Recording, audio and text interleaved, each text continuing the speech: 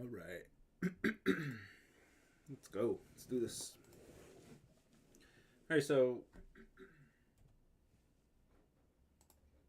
a little logistical. Let's take a look at the schedule. See where we're at. First, this is lecture 7. This is 70. After today, it's 70% of the lecture content is done. And one of the remaining lectures is only an hour, so it's more than 70% of lecture content is done after today. We are in the home stretch here already. Summer moves fast. I say it every lecture, but summer moves fast. Morning, Nicholas. So we're doing trees today for program task 5. Thursday, in 2 days from now, we do not have lecture. There's no lecture on Thursday. It's Juneteenth. It's a university recognized holiday. We can't have lecture that day. So no lecture on Thursday, which is nice. It's kind of a nice timing for it. So there's no new task assigned on Thursday. And then Tuesday is the midterm. So get your task 5 done by the expected deadline. And then you have some time there to study for the midterm exam. Get ready for this midterm exam. Please prepare for this midterm exam. If you do well on the midterm exam, get at least one OOP quiz, one data structure quiz, then you do not have to take the final exam. So if you don't want to take this final exam, study, prepare well for this midterm exam so you don't have to. That's my incentive, to get you to do things on time and do well the first time around. Hopefully you get all the traces. But the way the midterm is going to work is at 11 a.m., so a week from now, like 1 week minus 2 minutes from right now, I'll be sending an email. I'll send you an email with the 4 links for the 4 quizzes that you're going to do for the midterm. And then you'll go through all the quizzes in the tracing tool. Each link will take you to the tracing tool. It'll look something like this. You'll get just the code for that quiz, and then you'll go through just like I do in lecture and go through the whole trace, except there will be a button up here to submit your trace. You'll click submit. It'll say, are you super duper sure? You want to look over your work one last time? You're like, yep, I'm sure. You submit, and then it goes into the back end where we can grade your submission. So that's the way it's going to work at 11 a.m. Eastern time. So this is the one thing you have to do at lecture time, the midterm and the final exam, that you have to do at lecture time. So at 11 a.m. Eastern Standard Time on Tuesday, next Tuesday, I'll send you an email with the 4 links for the 4 quizzes, 2 OOP, 2 data structures. Do them. You have hour and a half to do them, 90 minutes to do those 4 traces. And then at 12:30, I'll turn on the stream and I'll still do a lecture. I have an abbreviated lecture, a 1-hour lecture on files and exceptions, everything you need to do task 6, which isn't too much. I can fit it in an hour pretty easy because I just got to show you how to open a file in Java. It's syntax that you're basically going to cut and paste from lecture, how to open a file. And the rest of file I/O, from 115. So that's what we're headed into. And then there's only 2 more lectures after that, polymorphism and graphs, and then the final exam. So we really are in the home stretch already. It flies by. From my side of lecturing, like, most of the lecturing's done already. It's kind of crazy how, I say it all the time, but it still catches me off guard how fast the summer goes. So that's where we're at. Let's learn trees so you can do task 5. No, we don't do slides. This is 11. All right. And, I think I will leave that other package there.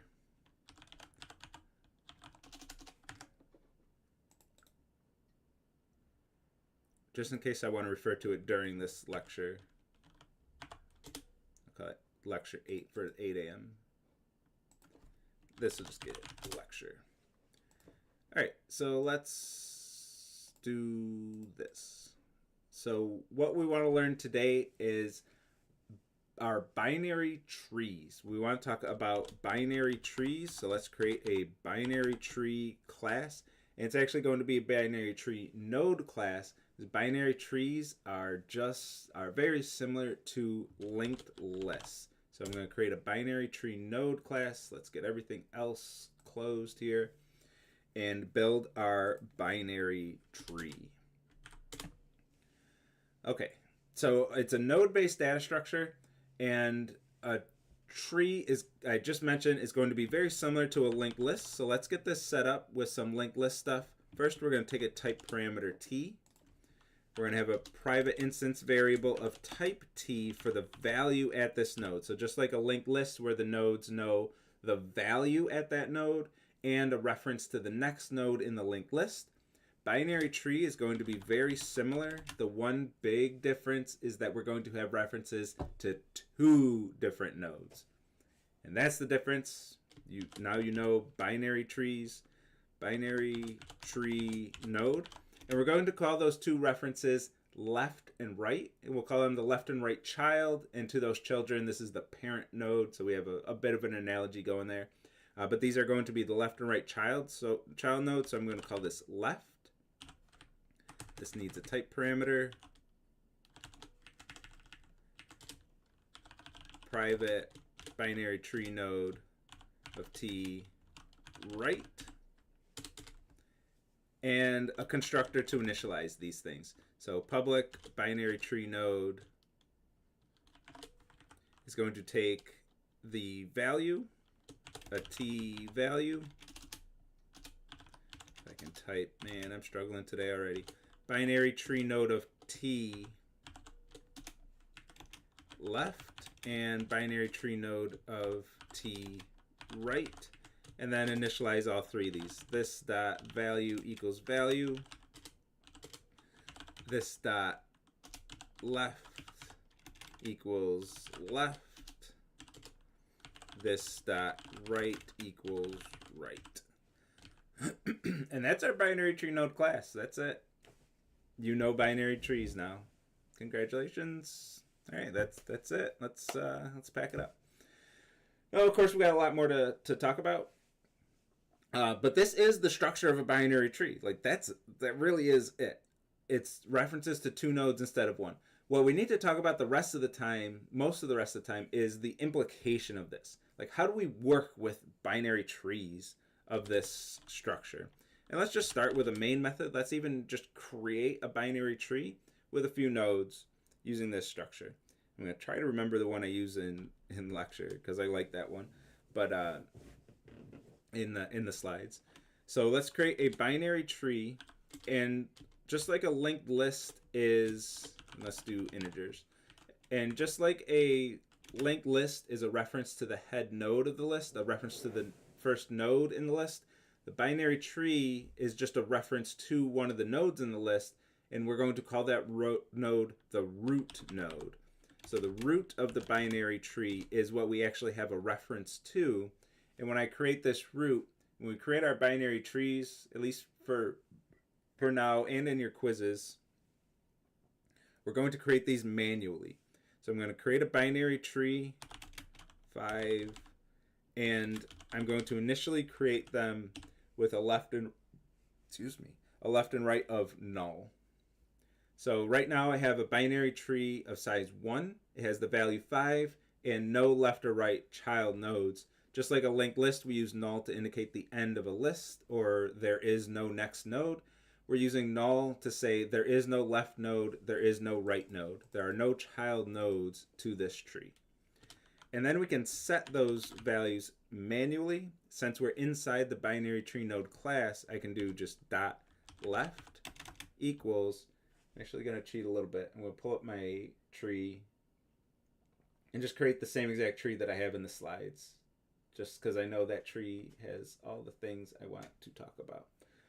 So this is going to be a new binary tree node with the value 2 and null,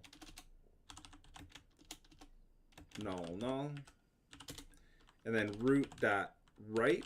I'm going to manually set the right child node to a new binary tree node with the value of 8 and no child nodes. But I'm slowly replacing these nulls with other values for some of these nodes. So right now I have a tree of size 3. I have the root of 5. Its left child, this left got set to null, but then got replaced by an actual left here. And then we created a new binary tree node. So this is now the left node of the root. This is now the right node of the root. And I can go a step further. I can say root dot left equals, got something in my eye, it sucks, equals new binary tree node with the value -3, null, null, root dot left dot right. So root dot left dot right, I'm replacing this null with a new node with the value 4, null, null, I missed an L,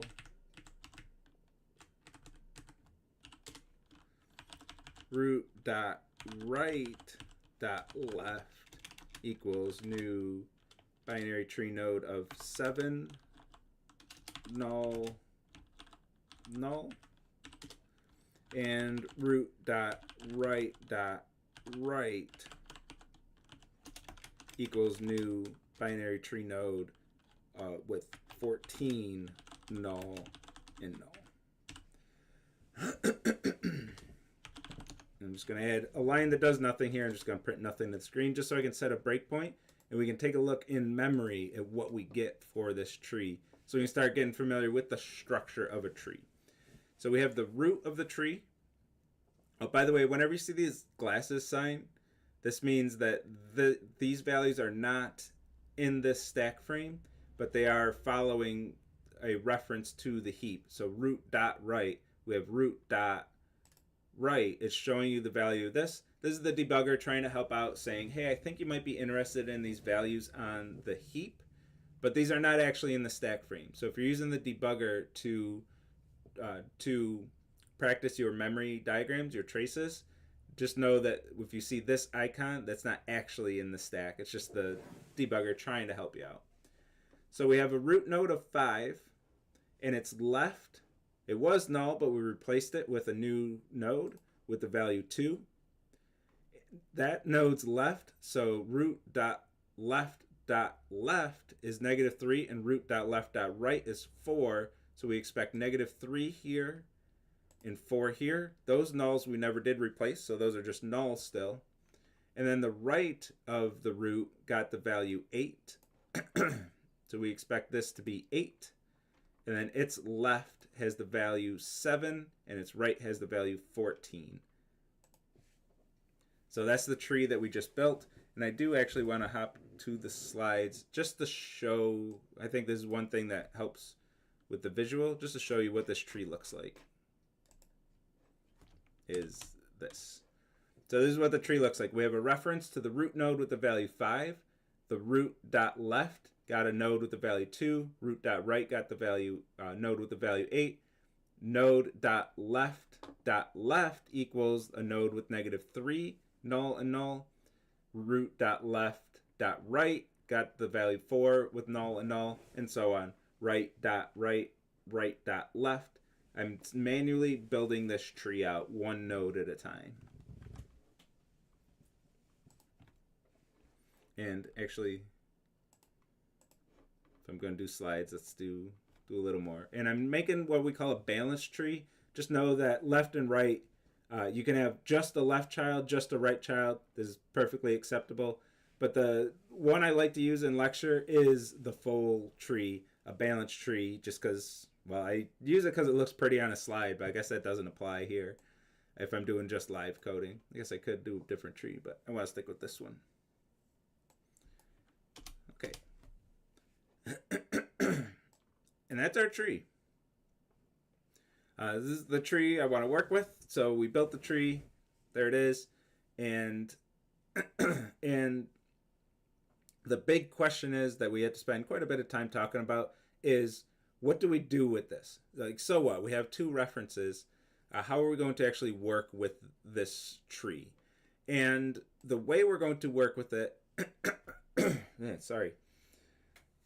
the how are we going to work with it? And my question is just, how do we even visit every single node in the tree?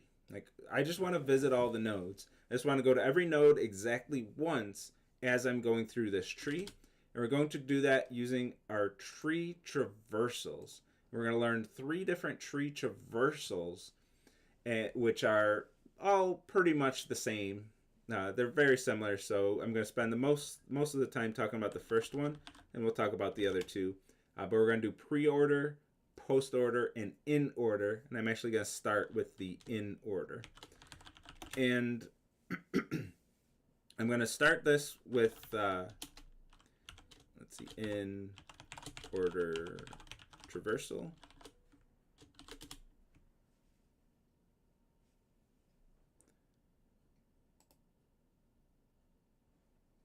I just have to double check how we set these up. So it takes... We have this set up so weird. I'm going to copy what we do in the repo and the examples I just saw, but I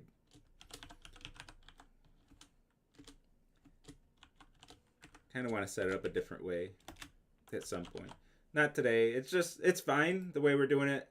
It's just could be a little better, just slightly.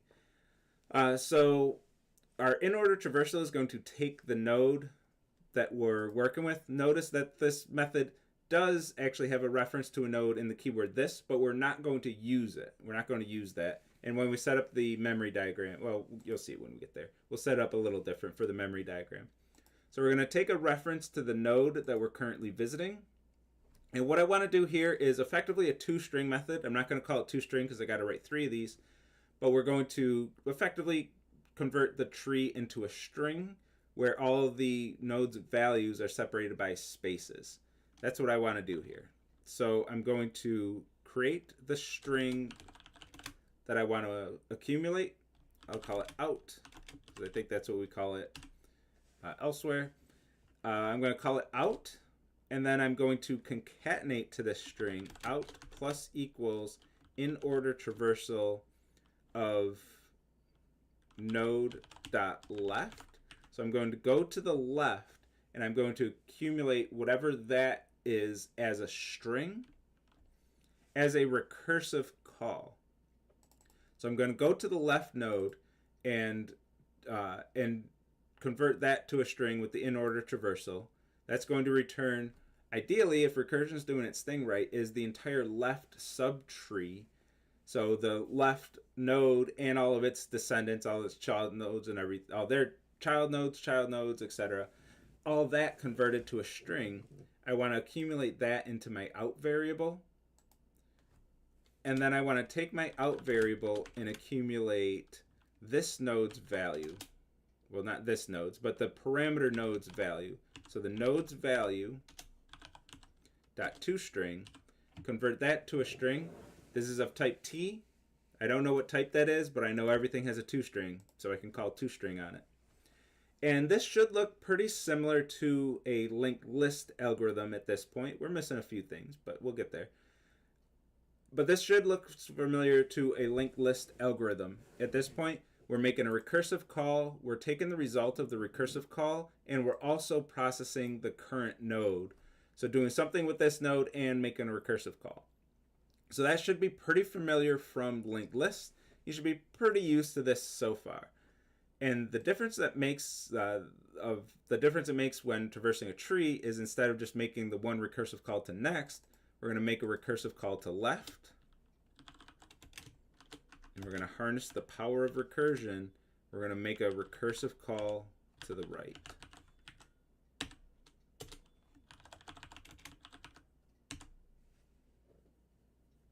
And that's it. And recursion does everything else for us. This will guarantee that we visit every single node in the tree exactly once. And we don't really have to do much work. We don't really have to do all that much. Just make another recursive call. Instead of making one recursive call, we make 2 recursive calls. Done. Easy day. Done. We're not quite done, of course, because we don't have any null checks. So the way I'm going to run this algorithm is sometimes I'm going to call this method with a node that is null. Why is it not like my in order traversal? Never use, can only end in by throwing an exception. That's true. So when I call this, I'm sometimes calling it with null. So my in order traversal node.left, what if left is null? What if right is null? I'm making the recursive call. Sometimes I'm just going to get null. So I need my null checks. Doesn't matter so much where you make your null checks, but you have to make it before you use the dot operator. So I'm going to do it right here. If node is not null, then do everything that requires a dot operator. But if the node is not null, I'm just going to return empty string. Oh, and I need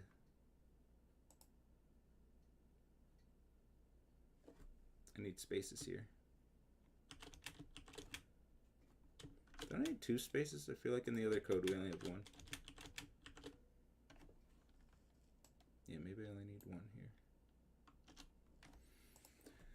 here. Yeah, I only need 1 there. So every time I add a value, it's going to get its own space. And there's going to be a trailing space, but I'm okay with that.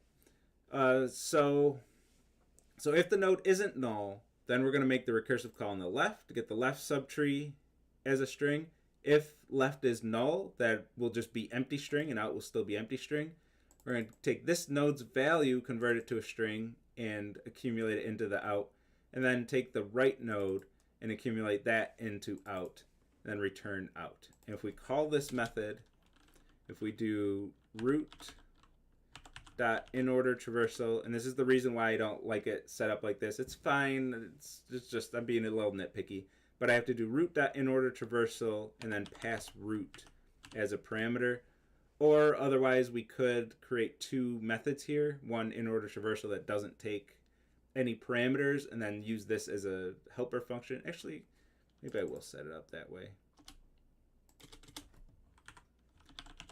Public string. Mostly just because it's bugging me. It doesn't matter that much. Traversal. And that's it. And then return in order traversal of this. Yeah, I like that better. And we're going to print this to the screen so we can see what it returns. Yeah, I like that better. It's cleaner that way. And that's our traversal. So if I run this, I should get all of the nodes in this tree visited exactly once. I should get all these values printed to the screen like this. And I did get that. With the trailing space, I'm going to live with the trailing space because it's fine.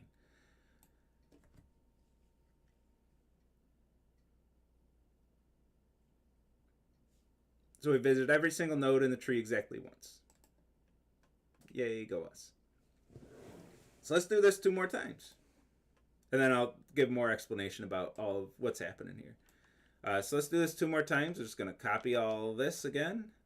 I'm going to do a pre-order traversal and a post-order traversal.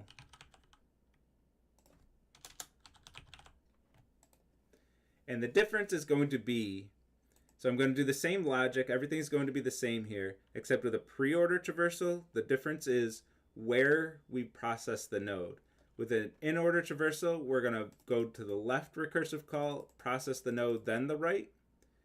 With a pre-order traversal, we're going to process the node. We're going to process the node, then make our 2 recursive calls. And with a post-order traversal, we're going to make our 2 recursive calls and then process the node. Hello, Vietnam. And that's the only difference between our traversals. So for each traversal, we're going to visit the nodes in a different order. So if I print out all 3 of these to the screen, we're going to get broken code because I didn't change this.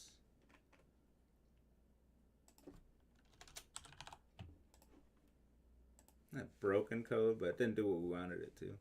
And we get different orders for our traversals each time.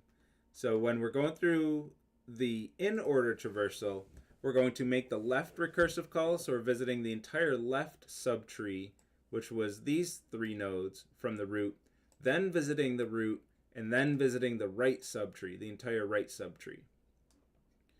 With a pre-order traversal, we're going to visit the node first. So we go to the root first, and always visit the root will be the very first node that we visit. Then we're going to go to the left subtree, visit all the left subtree stuff. And for each node, like when we get to the node 2,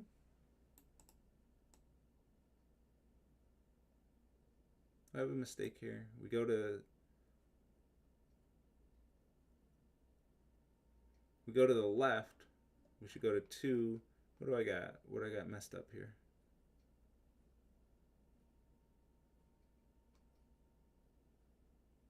Pre-order. Oh, because my recursive, oh my goodness. Because my recursive calls are, this is why we don't cut and paste. I'm living it. I deserve this. Don't cut and paste code. You're going to make mistakes. All right, so we visit the root node. Then we're going to go to the left. So root.left is 2. We're going to visit that node, and then it's going to make its recursive calls. This node goes to the left, visits -3, which makes its left recursive call on null, then makes its right recursive call on null. Neither of those do anything. Then this returns back to this node, which makes its right recursive call, goes to 4, gets 4 printed to the screen. It makes its null recursive calls, which just return, which goes back to this node, which just made its right recursive call. So this node is done doing all of its work. It's going to give control back to the root node, which will make its right recursive call, go to 8, print 8 to the screen, which will make its left recursive call, which is this node, print 7 to the screen, which makes its 2 recursive calls that do nothing. Then it returns back to this node, which goes to its right recursive call, prints 14, which makes its 2 recursive calls that do nothing, returns back to this node, which is done with all its work, returns back to the root node, which is done with all its work, which returns back to the main stack frame. With a post-order traversal, we get, again, just a slightly different, I don't know why my green screen keeps doing this. OBS just likes to freak out and miss the green screen. And with post order, again, just a different order that we visit the nodes. So each node is going to make its 2 recursive calls and then visit the node. So the root node is going to make its left recursive call, which goes to its left node. It's going to make its left recursive call to this node, which makes its left recursive call, which does nothing. Then its right recursive call, then visit the node. So -3 is the first node that's visited. It returns back to this node, which makes its right recursive call, which makes its left, right, and then visits 4, returns back to 2, which is just made both its recursive calls, so it can print its node, it can get its node processed. That returns back to the root node, which makes its right recursive call, which makes its left recursive call, which makes its left recursive call, then its right recursive call, then prints 7 is our next value.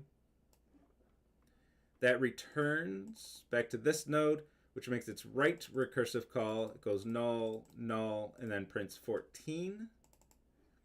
Returns back to 8, which prints 8, and then returns back to the root node 5, and then finally prints 5. With a post-order traversal, the root node is always the last one to be processed. So 3 different traversals. The one that will be most useful to us in our code in 116 is an in-order traversal. No, I'll have more to say about that later. We'll talk about it. But with that, so I know I went through those quickly. I'm just kind of clicking around and showing you what's happening with this. I want to go through that again, but a bit slower in the form of a memory diagram. Now, I'm not going to trace this one because there's just a lot going on here. But I do want to set up a new tree. that I will do a traversal on. And I'm actually going to create a different traversal method. I'm going to do a few things just to set this up better for a memory diagram, just to make things a bit cleaner. So I'm going to have a method that returns void, and it's just going to print to the screen instead of accumulating a string. It's going to return void. I'm just going to call it traversal. You know what? We'll keep it set up the way... No, I'm not going to set it up that way. It's going to be a static method. And this might be true. Keep an eye on it. This might be true for your memory diagram, for your traces. When I have you trace a tree as well, it might end up being a static method. Mostly because the difference between static and non-static, static belongs to the class, non-static belongs to objects of that type. If we have a static method, we don't have the keyword this in our stack frames, which just kind of cleans up our memory diagram by a non-significant amount, or a non-insignificant amount. Not necessarily significant, but a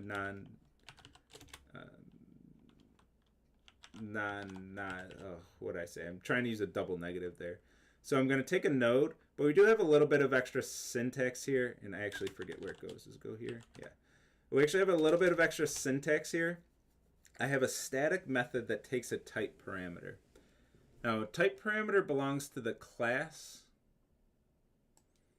This is, by the way, this is something I won't put on a quiz and it's not on your homework, but since I have to show the syntax here, I have to explain it.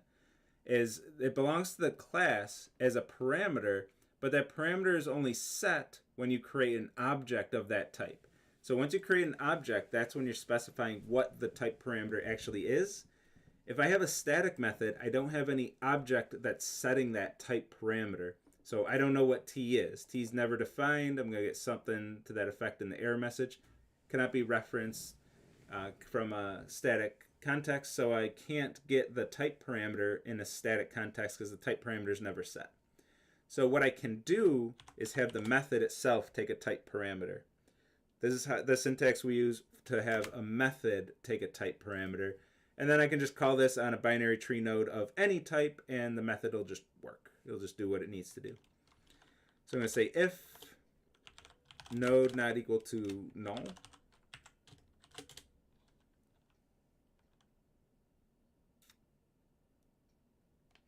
recursive call, node dot left, just blanking a little bit, traversal node dot right. And to process these nodes, I just want to print to the screen. So I'm going to print node.value to the screen. I don't know what type this is, but I know it'll have a toString, so I can safely print it to the screen. So that's all I want to do in this traversal. I want to keep it as clean as possible just for the memory diagram. And I want to create a binary tree. I'm going to make it strings. I'm going to try to copy the example I have in lecture because I can't think of a different one here. So I want to call this root. I'm going to take all this code, public static void the first example that we wrote.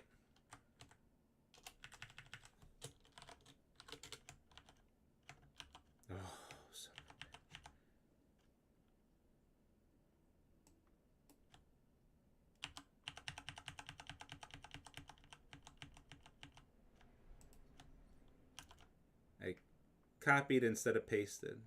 Did I already have this rant in lecture? If I'm trying to copy, if I hit copy and I have nothing selected, don't put the empty string in my clipboard. Like, I think it's by operating system because I've never had that problem on my Mac, but on Windows it's like, oh, you want an empty string? Mac will say, you don't want empty string. I'm just not going to touch your clipboard. So a new binary tree node, and I'm just going to copy my stuff because I can't My brain can't handle it right now. They have greta. They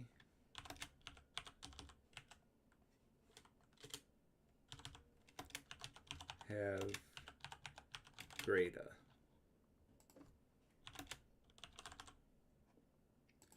My brain's fried at this point. It's a fast summer for me too. I feel like I just got done with the lecture. Well, I did literally just get done with the lecture, but I feel like I just did inheritance. And here I am, another 5-hour lecturing day. All right, so root dot left equals new binary tree node with the value have, null, and null. Root dot right equals new binary tree node of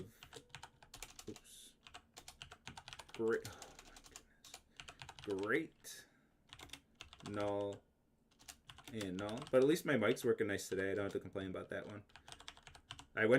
Yesterday I went to test my mic, and I sat down. I'm like, I'm going to get this thing working great. I'm going to fiddle with every setting if need be and figure this thing out. And I went to test it, and it just worked fine. Like, I couldn't even recreate the issue. So I have no idea what was up with it, but it just knew that I was coming in to solve the problem. It said, okay, never mind. I'll work. I'll do fine. And it just worked. Then we want to call our method traversal on root.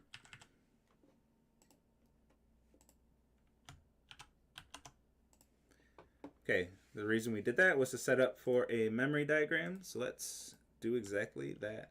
Let's see if I set this up. They have a great... Oh, I missed my space. Actually, let's go back to the code and run it just to make sure that it does what it's supposed to do, because it definitely doesn't. I want a space here, and I want print, not print line. So we'll have a little bit of spoilers here, but it's fine. I think you can all figure out where we're going with this. It's going to print have a great day. So we're getting our traversal. Everything's going in the right order. I'm happy with that. Let's go to the memory diagram and see why it prints that and how. Let's clean some of this stuff up. Traversal we need, but none of the other ones we do. Oh no, I forgot my favorite part of this lecture. Let's go back and fix that. So with these 3 traversals, let's see if I can get them all on screen here. In order, pre-order, post-order. Mostly on screen. Let's do it like this. Pre-order, post-order, in order. Or just one of these. They're all pretty much the same. They're the same complexity. The only difference is where we process the node, either in between the recursive calls, before the recursive calls, or after the recursive calls. And that determines the order in which we'll visit the nodes. And in-order traversal is going to be the one that's most useful to us in our code. We'll talk about binary search trees later today, and in-order traversal is just the only useful one for binary search trees. The other ones are useful for other applications that we won't talk about in 116, but we will see all 3 of these in our traces. I can give you any one of these 3 in your trace for your for the midterm. You'll see one of them. I'm not going to tell you which one. I'm not going to name it in order, pre-order, or post-order. I'm probably going to name it traversal. And it's up to you to realize, oh, this is a post-order traversal. Actually, it's not even up to you to realize that. Just go through the code, do what the code tells you to do, like any other trace, and you won't have to think about what type of traversal it is. Just do what the code tells you to do, as always for any trace. Okay, so I wrote these methods, and they're not too complex, especially in terms of lines of code. In fact, the traversal we're tracing is 5 lines of code. One of them is just a closing brace, too. Not a whole lot of code here to be able to traverse these trees. And that's because we're embracing recursion. I challenge you, if you're not a believer in recursion, if you're like, I'm never learning recursion, I'm using loops for everything, it's only loops for me. Try writing one of these 3 traversals, or any traversal that visits every node in the tree exactly once. Try writing that without recursion. It is difficult. It is way difficult. With linked lists, it was pretty easy converting the recursion to a tree. This OBS doesn't, it's always something, man. Why does OBS not just suddenly not like my green screen? The lights are on.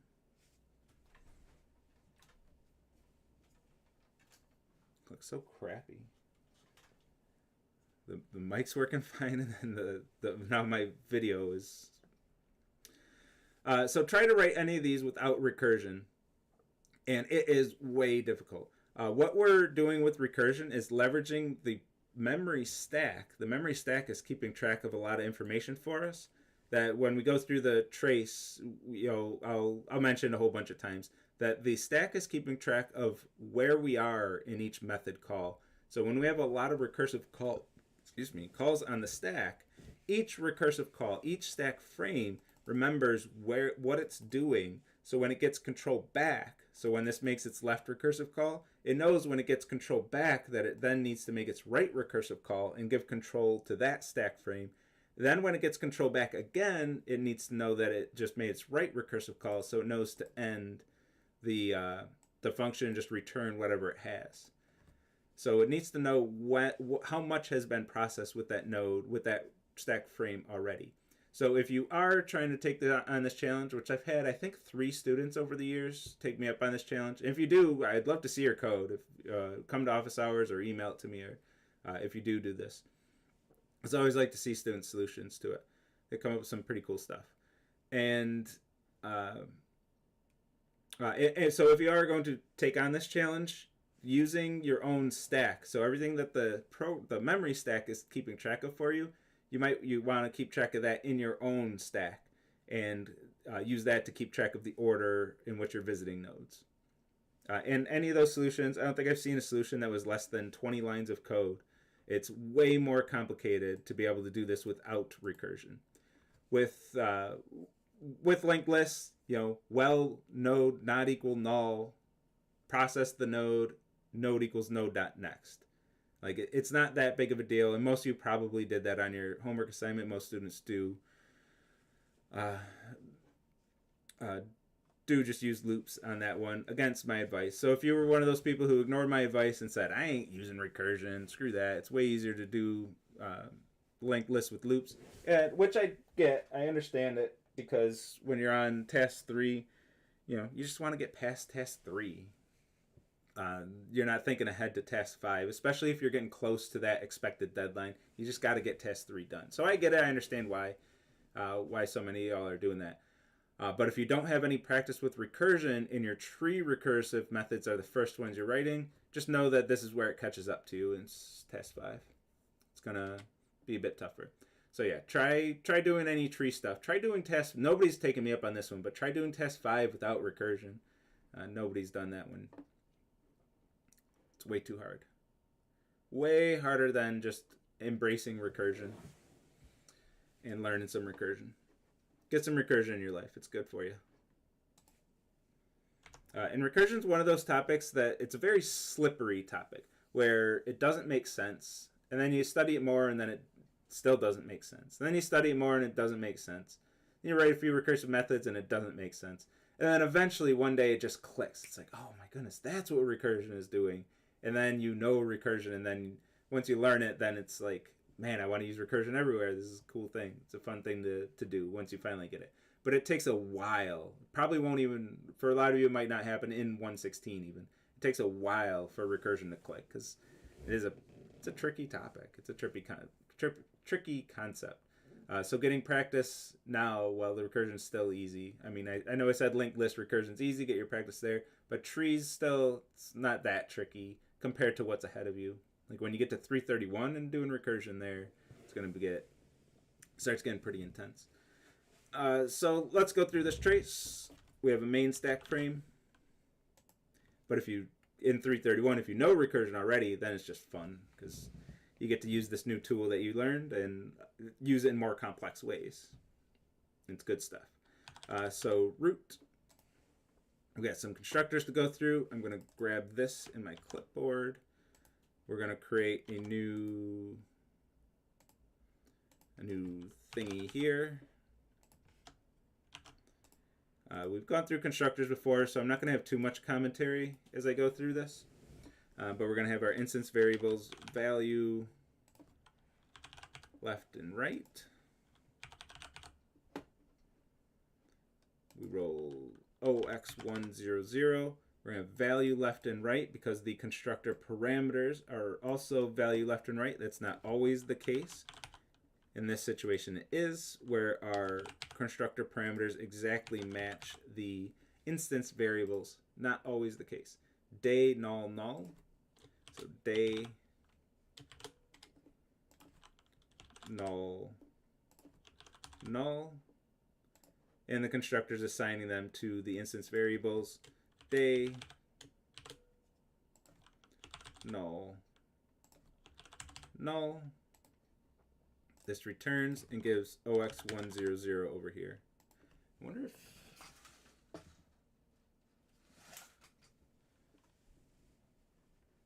if it's the light outside varying that's causing that. Then we do it again. So we're going to set root.left equal to this node here. So this, we see the keyword new. That's your clue that you are creating a new object. Whenever you see new, you're hitting this button right here and creating a new object on the heap. We have our three instance variables, value left, right, OX200, value left, right, have null, null. And when I give you the trace,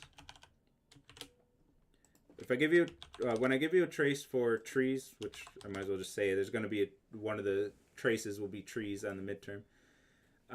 It's going to be 4 nodes, so there's like a bit of tedium here where we just have to create our 4 nodes and set up our tree.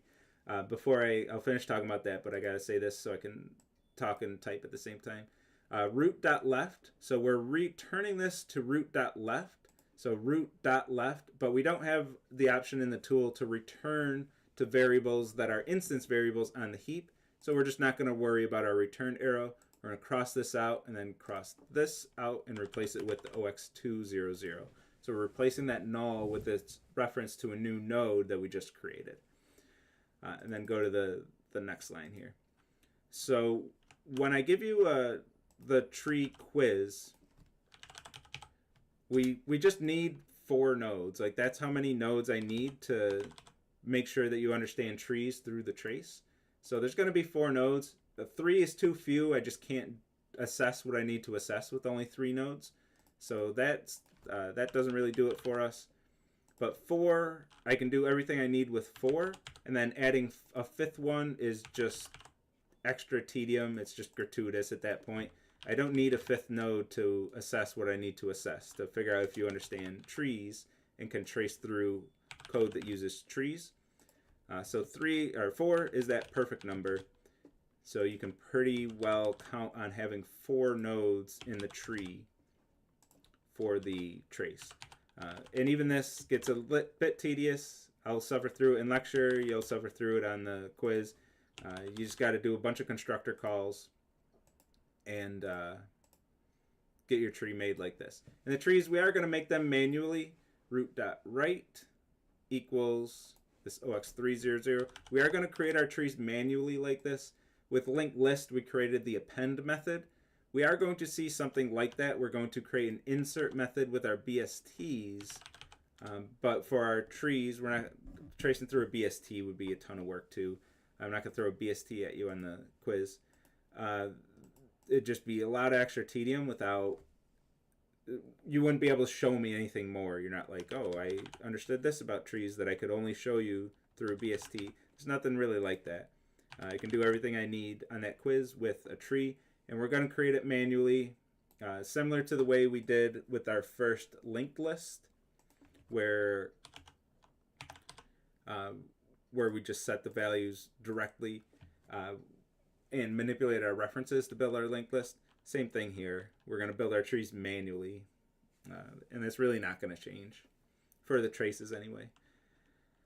Value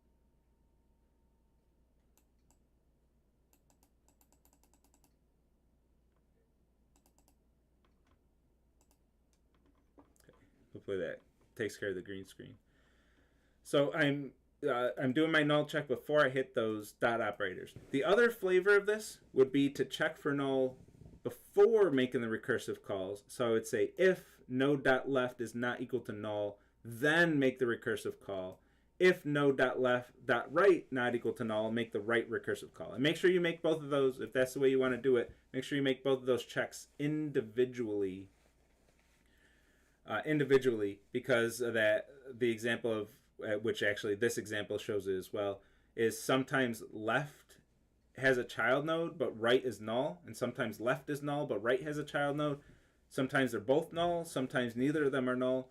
You have to check each one separately. Don't do I often see this mistake where somebody will check if node.left is not null, then make the recursive call on both left and right.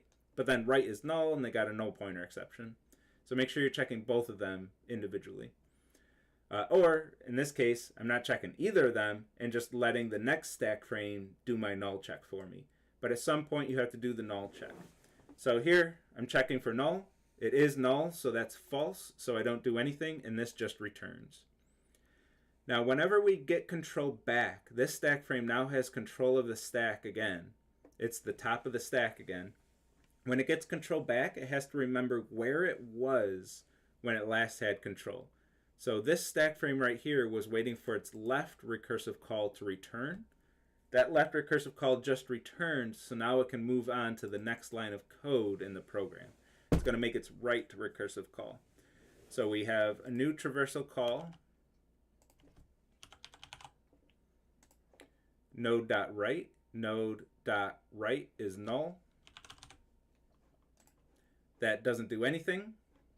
It just returns. Now this stack frame gets control again for the third time. And notice the stack is keeping track of where we are in the program. It just got its right recursive call returned, and now it's going to print to the screen.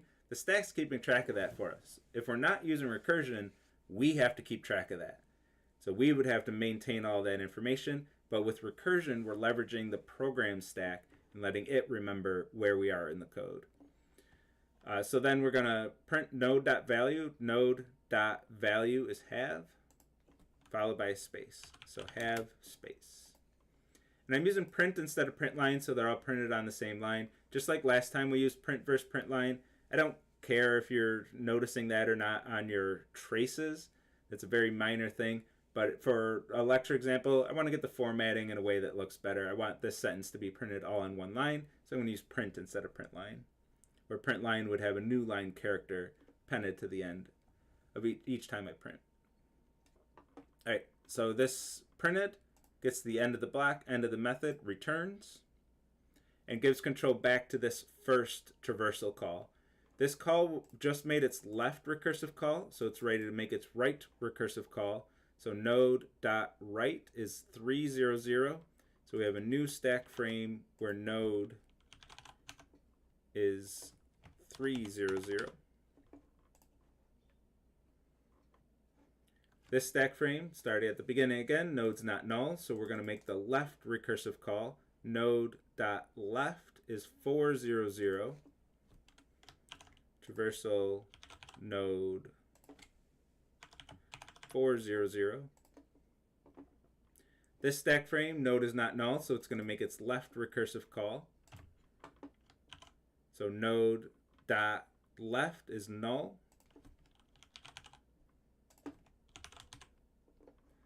It's null, just doesn't do anything. Gives control back here, so it makes its right recursive call.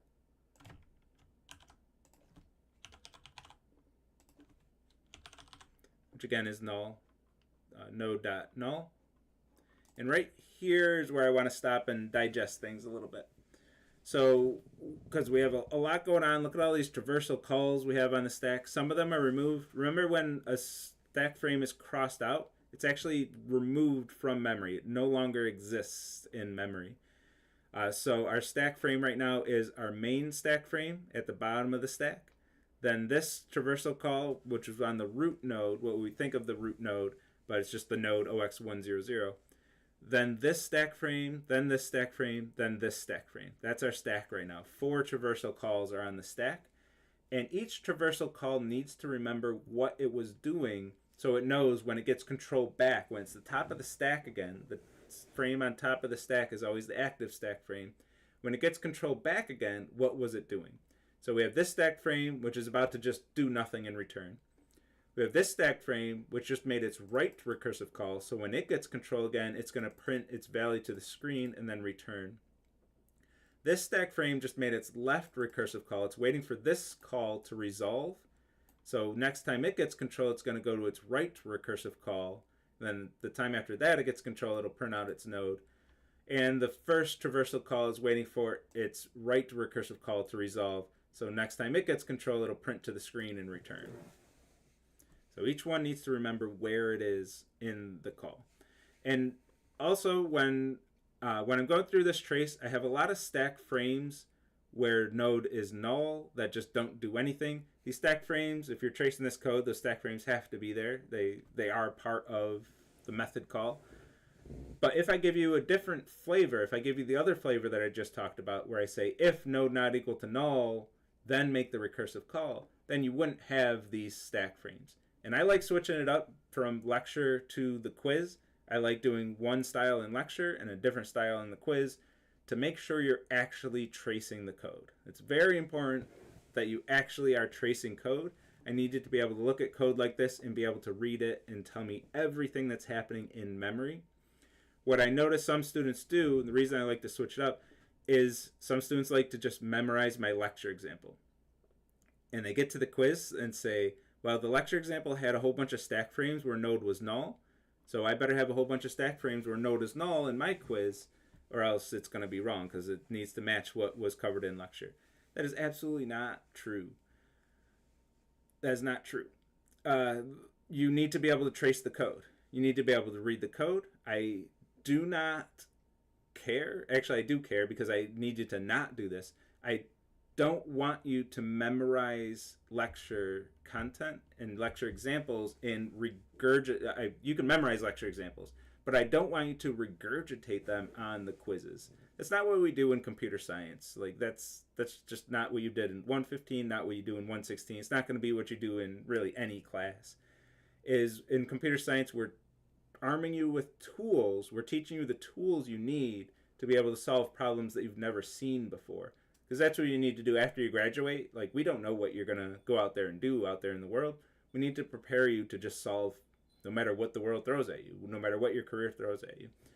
So they're not going to throw this tree traversal. Like, it's not going to look like anything I've done in lecture. That's not what you're going to be doing in your career. I need you to be able to take any code and be able to read it and understand exactly what it does in memory. That's the goal. So I like to switch it up and do something different, not just to trick you or catch you off guard.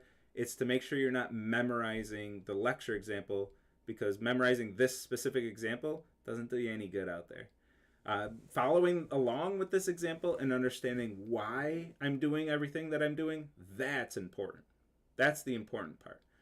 So when I give a trace, when I give code for a quiz that doesn't have all these null stack frames, and then I see those in the submissions that students give me, I know something's wrong there. I know you haven't completed the learning objective. You don't know how to trace tree code at that point. You're just wildly guessing and trying to follow my lecture example and regurgitate it on the quiz. And that's an easy way to say you got to take the final because you clearly need to study more. So don't fall into that trap. This is the reason I'm saying this. Just don't do that. Do what the code is telling you to do, no more, no less. Turn your brain off a little bit and just go line by line. That's exactly what I'm doing when I'm going through this trace, is I'm just going line by line. And I actually do turn my brain off when I do these traces in lecture. Like, I'm trying to not overthink anything. Whenever I do try to think a little bit about the code that I'm doing, I usually make mistakes in lecture, and then I use it as an example to say, oh yeah, I was overthinking it and trying to predict what was going to happen next and do all that stuff. No, just go blindly, line by line, do exactly what the line tells you to do. So as long as you can read the code and decipher a line like this, okay, I have to resolve the argument that's, node dot right. Okay, that's null. and I'm calling traversal. That's this method here. That's going to be a new stack frame because method calls create stack frames. Parameters node, and it got that value null. It's static, so no keyword this. As long as you can do all those things, that's what I'm after. That's what I want you to know. Not memorizing and taking this and cut and pasting it into your quiz. Nobody's learning anything that way. And I want you to learn stuff. Okay, so let's pick back up on this quiz. Oh, and by the way, I like to pause right here on this specific trace because this is as complicated as this trace gets. The rest of it's pretty much wrap up. So I quickly get to this point so then we can digest what's happening here. There's 4 recursive stack frames on the stack. A lot of them are at different places in their execution. So the most interesting, most complex part of this trace. So now let's wrap it up. This stack frame, it's got null. It's not going to do anything. This stack frame was waiting for write. So now it's going to print to the screen this node's value. So node dot value is a space, and then it returns. So this stack frame returns back to this stack frame, which just made its left recursive call. So now it's going to make its right recursive call. Node dot right is null. So it's null. We know that stack frame is going to do nothing. It does still need to be traced. This still happens, but we know it's not going to do anything because that's what the code told us. And control gets right back to this stack frame again. It just made its right recursive call, so it's going to print to the screen node.value great space. Then returns, gives control back to this first recursive call, which made its right recursive call. Now it's going to print to the screen node.value day. And we get our proper sentence, have a great day. Returns. That was this method call. The main method was waiting for this method call to resolve. That resolves. That's the end of the main method. Main method's crossed out. That's our whole trace of that. And this complexity and everything, that's about what you can expect on the quiz. It might be maybe it won't return void, maybe it'll return something, maybe it won't. You know, it's going to be similar to this complexity though. 4 nodes and a traversal that does something. It'll probably end up returning something, like accumulating something. But that's what you can expect on the tree quiz. So going to be practice traces for the midterm. I just did it, baby. There you go. There's not going to be extra practice traces for the midterm though. But what I recommend you do, I mean, all the lecture examples are the practice quizzes. But what I recommend you do is go to the tracing tool, take some code from the repo. Like this, we're going to do a tree sum example. I would take that code, go to the tracing tool, go to trace practice, and then trace through, and then just trace through that code. So my answer to this is always, you have, tons of examples. Just take literally any code and trace through it. And then if you want feedback on that trace, come to office hours, and myself, the TAs, will be happy to look through your trace and give you feedback on it. Say, yep, that looks great, or you made a few mistakes here. Let's talk about them. Let's talk about what happened here. Or write any other examples. Taking examples, like take one of your test cases from your homework and trace through it is going to do double duty as well. You're going to be studying for the quiz and also do it on a method that has a bug in it. Trace through one of your methods that has a bug, and you're going to find that bug as well. So you're going to be doing your homework and studying at the same time. It's perfect. Are there office hours on Thursday? That is a good question. I'm like, yeah, it's on the schedule. Yeah, I'll still have my office hours on Thursday. It was only, let me double check. I don't think the TAs have office hours on the schedule at all, so I don't have to ask them if they're still holding them. I'll still hold mine on Thursday, this Thursday. So I'll still be there. Even though there's no lecture, I'll still have my office hours.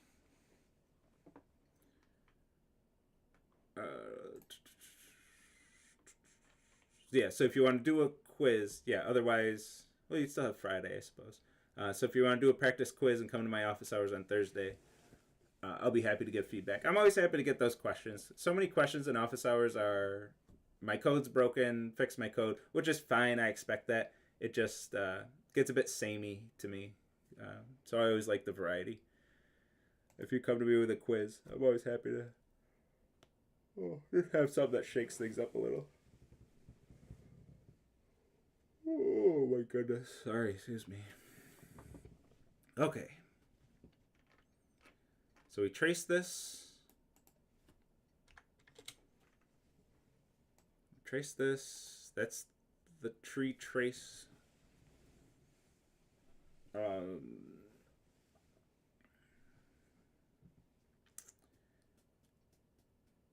I missing anything? I gotta double check, because this is the one downside of not having my slides is like my slides force me to not forget anything. I didn't forget anything anyway. Cool. So we're ready to talk about BSTs, binary search trees. So we want to take this to the next level, the next step here, and create a binary search tree. A binary search tree is a binary tree with a very specific property of it uses a comparator. Let me just start with that. Uses a comparator. So comparators are coming back in a big way. It's the reason we talked about comparators when we talk about inheritance, is to set it up for binary search trees. That's why comparators come at that specific point in the semester. Or else we'd put it off a little more. Oh my goodness, I'm yawning so much today. It's exhausting. I bet a lot of you know the feeling. This summer's a lot. So everything for each node, all values that come before its value is to the left, and all nodes, let's do this as two separate lines, and for each node, all values that come after its value, its value are to the left. That's not an apostrophe, right? Value are to the right. So the tree that we were using in lecture already is a binary search tree. So every value that's to the left of that value in the entire left subtree, not just the left child node, but all the nodes to the left come before that node, and all the nodes to the right come after that node. In this example, this would be the less than comparator for ints, meaning we're sorting ints in increasing order. So with that comparator, then everything to the left is less than that node's value, and everything to the right is greater than that node's value. And this holds for all nodes. So it's true for the root node. We can see that, less than 5, greater than 5. But it's also true for each individual node. Less than 2, greater than 2, less than 8, greater than 8. If that property holds for every single node in the tree, then we have ourselves a binary search tree. So that's the definition that we have for this, and that's what we want to both enforce and take advantage of when we have our BSTs. So let's set this thing up and talk about how we're going to make a BST. This is going to be a class similar to classes we've seen in the past, the linked list of doubles and the song class, in that it's going to have a data structure, a node-based data structure as an instance variable.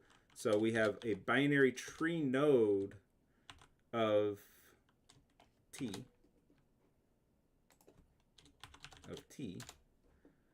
as an instance variable, and that's the root of our tree, which is initially null. We have initially an empty tree.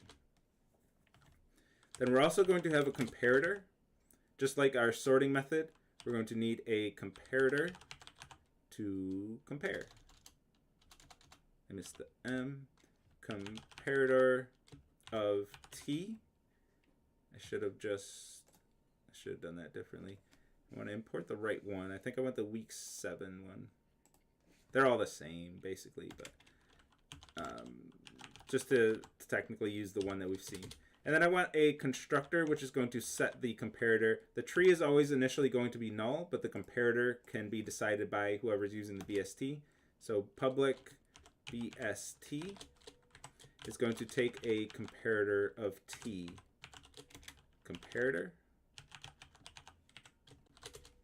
This dot comparator equals comparator. So that's the setup for our BST. And what I want to write are two methods. Two methods on this. One that's going to insert a value. So I want to insert some value T. And a find method that's going to return a Boolean, similar to what we did with a linked list. We want to find some specific value and return true or false. I'm just going to do false as my stubbed out method. And those are the two methods that we want to write. Keeping these properties in mind. And I didn't mention anything about tied values. I'm just saying if it comes before, it's to the left, after it comes to the right. But we also have to handle ties in some way, and that's not part of the definition of a BST, like the theoretical definition of it. But when you write a BST, you do have to decide what you're going to do with ties, because if somebody calls insert with a tied value, you have to do something. And the way I'm going to handle ties is I'm going to break all ties to the right. So if the value is tied, I'm going over to the right. The other choices are, well, tie them to the ties go to the left. As long as you're consistent, it doesn't matter which way you send them. But the last meaningful choice is to just not allow ties at all. So some implementations will say, nope, you just can't have ties. You insert the same value twice. You only get it in your tree once.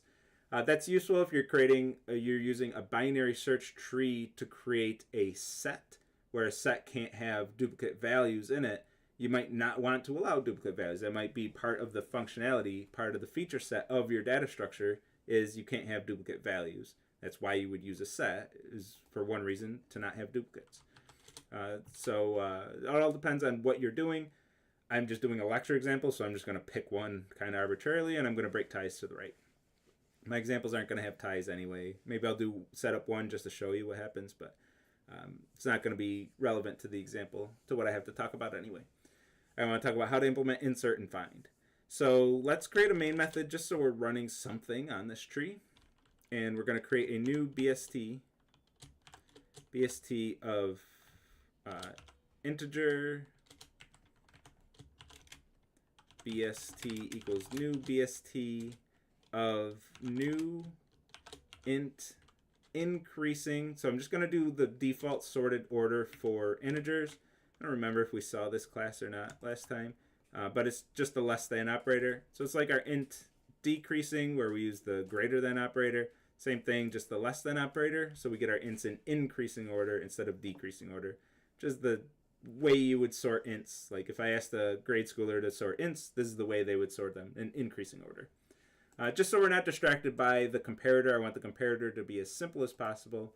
So we're just focused on BSTs. I have to get the order right again here. That's not right. This one, example 2.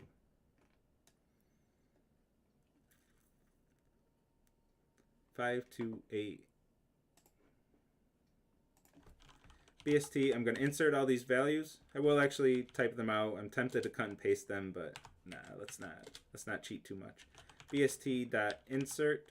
And I'll explain, like once we get all this content down, I'll explain why this is really important, the order in which I'm inserting these. It'll be a big point I want to make later. 2 BST.insert. But for now, I'm just going to insert all these things, and we'll we'll talk about it later. Insert -3 BST dot insert 4 BST dot insert, man, wish I could type, insert 7 BST dot insert 14. And then one really nice thing about a BST, I didn't write my getter method, so let's write a getter method for the root. Actually, I'm in the class. No, let's write a getter method just to be proper. I'm in the class, so I could just do dot root, but let's do a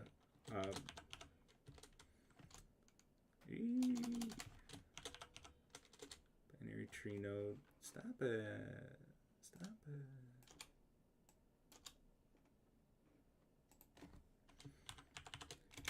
Autocomplete sometimes messes you up. It needs to type exactly what you would have typed. No one would have typed week 8 dot or whatever it typed for me.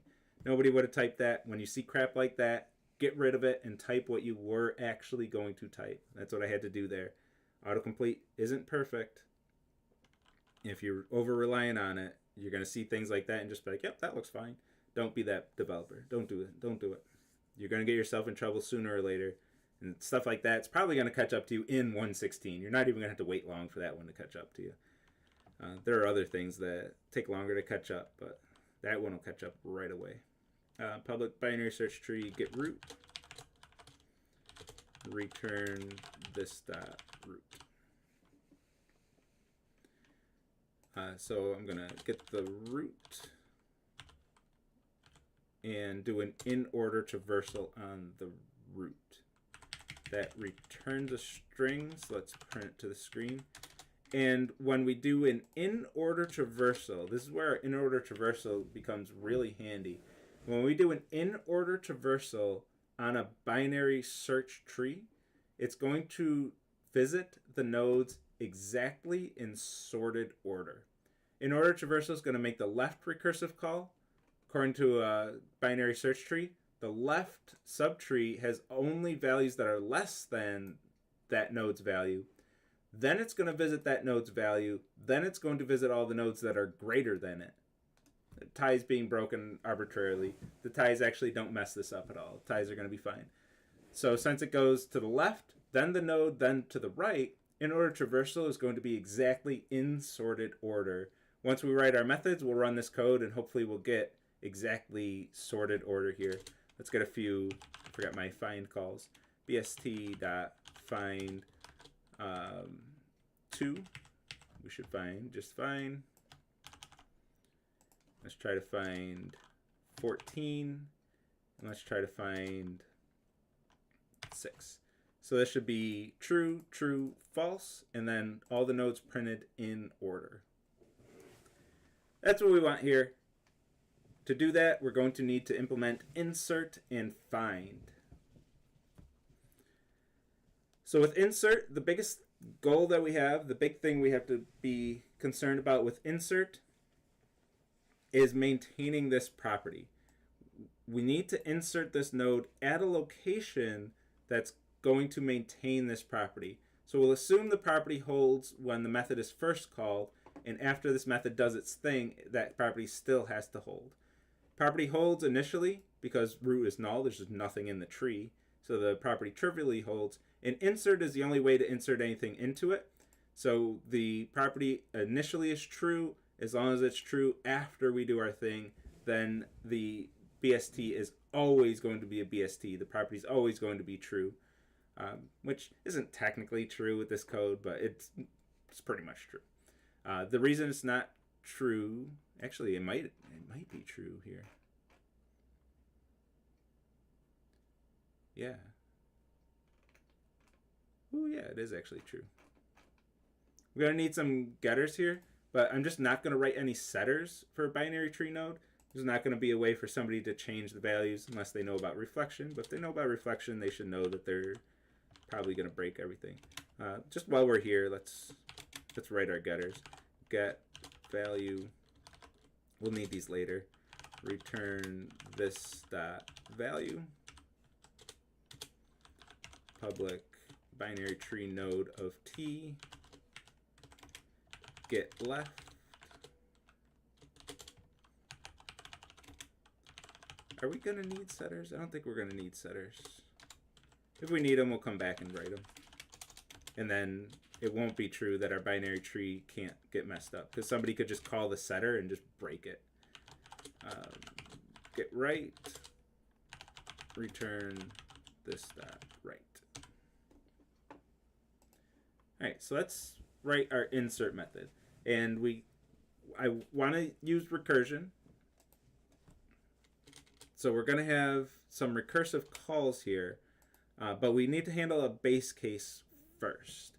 So first, I'm going to say if this dot root equals null. If root's null, the tree's empty, and I need to update the instance variable itself, the root instance variable. So I had to handle this in a different case, because otherwise I'm going to be traversing the tree and updating a reference to a node that already exists. If the root's null, there are no nodes that already exist. Oh yeah, I am going to need setters. There are no nodes that already exist, so I don't have anything to work with yet, and I have to create a new node for the root. Let me finish the root node actually, since I got this half done. So this dot root equals new binary tree node of the value that we're inserting, null and null. So the tree has one value in it right now, just that node that we are inserting here. Let me get my setters, because I am going to need set left and set right. So void, which means somebody would be able to break this. It's fine for a lecture example. Could be fine in practice too, honestly. Just if your team's careful enough. This dot left equals left.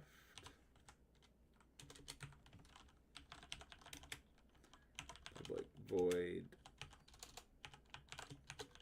set right. Binary tree node of t right. This dot right equals right. So if the root's null, that's easy, easy day. We're just going to set the root equal to a new node, and we have a root now. If the root's not null, then we can start our recursion. We can start navigating this tree to find a home for this value that we're inserting. For this, I want to use recursion and advance through the tree using recursion. Except we have the problem that we had before, where my method only takes a value, but what I want to do is keep track of which node I'm currently visiting. And I'm in the BST class, not the binary tree node class, so we can't use that trick we used before with linked list, where we're using the reference this to be able to go through the tree. So I want a helper method. I'll make it private. Nobody else needs to call this. Void insert helper, which has the parameters I need, which primarily is the node that I'm currently visiting. So the node I'm visiting, and I also need the value that I'm inserting, which I'm going to change the parameter name here. And then I'm going to fire off insert helper. I'm going to fire this off using the root node. I'm going to start at the root and insert this value at the root.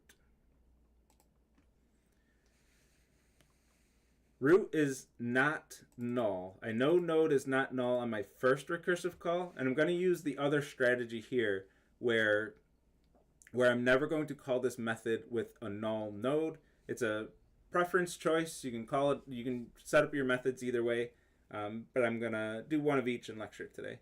But we're not going to trace the one, this one. So I don't have to do a null check on my node, and I can go right into my logic of checking if I'm inserting this node, inserting this value at this location. So I want to ask my comparator about the relative position of these two nodes.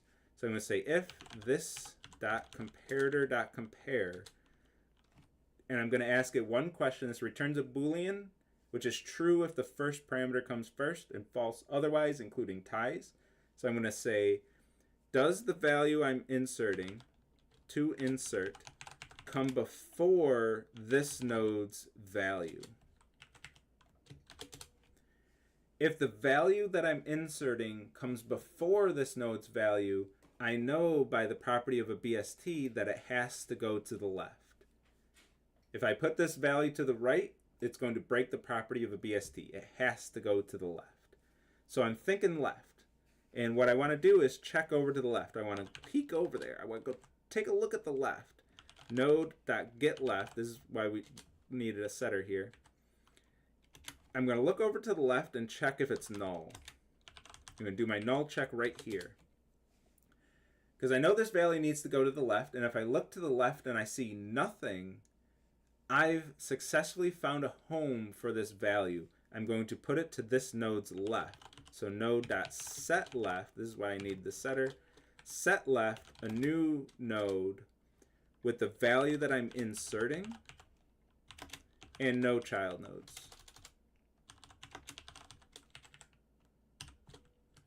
And then I'm done. That method's, if that's the case, I'm done. If I look to the left and I don't see null, that means there is a left child to this node. So I can't insert this value here. I can't just replace that child node. I can't do anything there. What I can do is make my recursive call. I'm going to call insert helper node.getLeft and move over to the left through another recursive call and forward the value that I'm inserting and tell this node, hey, left child node, we have the task of inserting this node. I couldn't find a home for it, so it's your job now. Then the left node might go to its right node, go to its left node, might go, recursive call after recursive call down the tree, but I know that this recursive call isn't finishing the job, so just make another recursive call and start the process over and let the next recursive call handle it.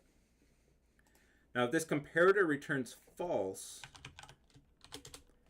I know I'm doing the same thing, but I know I'm thinking right. So this is where I'm breaking ties arbitrarily to the right. So if this value that I'm inserting is exactly equal to this node's value, I'm still going to put it to the right. That's just how my implementation is going to work. So node.getRight. If that's null, I've found a home for this node. Node.setRight equal to a new binary tree node with the value that we're inserting and no child nodes.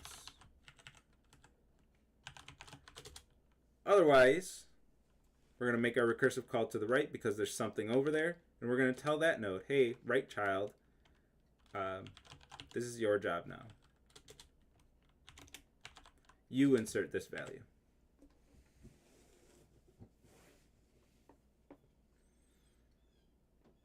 So we ask our comparator, does this value go to the left of this node's value? If it does, go left. Otherwise, go right.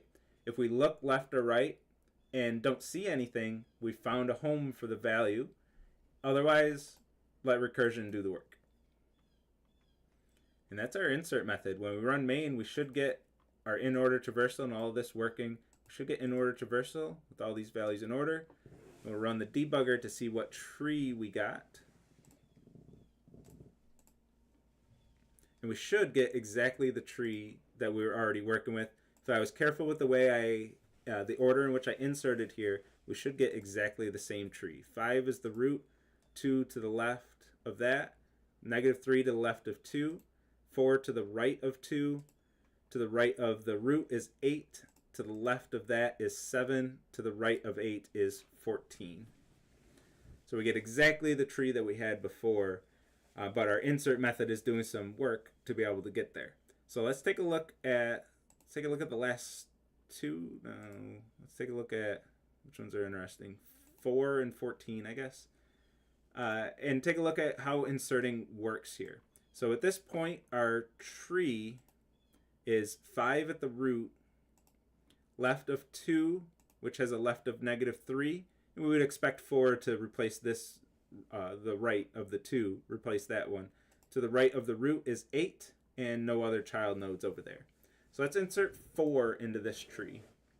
So the root is not null, so we're actually going to do our thing here. We're going to start at the root So node is right now the root, the value with the value 5. We're going to say, hey, comparator, the value I'm inserting, which is 4, does this come before the value at this node, which is 5? So we're going to ask the comparator. The comparator is the less than operator, so it's going to check is 4 less than 5 and return true. So this returns true, so we're looking left. We're going to look to the left and check if it's null. Left is a node, so it's not null, so we're going to recursively move to the left. So we're going to make a recursive call. We're going to make a recursive call to the left node. So now node is the node with the value 2, the node to the left of the root. So now we've effectively moved to the left node. So now we're going to ask again, hey, comparator, does 4 come before 2? Our comparator is the less than operator, so that's 4 less than 2, that's false. So we're going to go to the right. We're thinking right. We're going to look to the right of this node. It has a left node, -3, but its right is null. So we're going to look right. We see null, so we know that this is the home for this node. We're going to see null. That's true, so we're going to enter this. We're going to call the binary tree node constructor, create a new node, no child nodes in the value that we're inserting, and set the right node of this node to that node. I'm going to step over all of that line, and then we should see right is now the node with the value 4 and no child nodes off of 2. And if we go to our original stack frame in main, we can see since that change was made on the heap, nothing returned yet, but since that change was made on the heap, we can see that change already in the main stack frame. That change is already reflected because this is a reference to the same object on the heap. So just a reminder of that one. But then all our recursive calls return, and now our node has that value 4. I'm going to step over 7 and do 14 also. Is it worth it doing another one? I'm going to do it anyway. But so no, root is not null. We go to our helper. We start at the root. We ask our comparator, is 7 less than 5? It's going to say false. I'm going to skip over it. It's going to say false. So we're thinking right. We look to the right of the root. There's definitely stuff there. So we're making a recursive call over to the right. And we're going to compare 14. Did I say the wrong value? I feel like I said the wrong value. 14 less than 8 is false. So we're going to think right again. And the right of this node is null. So this is where we're going to insert this value. We're going to insert right here. So the right is now a node with the value 14. That returns, and back in our main stack frame, we can see that our overall tree has the root of 15, 8 to the right, and 14 to the right of that. So 14 was inserted at the correct location to the right of 8. And the property of a BST, before and after those inserts, still holds for every single node. Whew. Okay. Let's do find. Find is going to start off the same way. Remember, if you have any, like for lecture, for recordings and streams like this, I'm not going to stop for questions because you can just type while I'm talking. Usually in live lectures, I'll stop for questions so people can raise their hand. But I'm always looking over here for questions. So if you do have them, just by all means, let me know. So if this dot root, or else it's going to feel like I'm just blazing through everything, just going topic to topic, because I am. But feel free to slow me down if something's not making sense.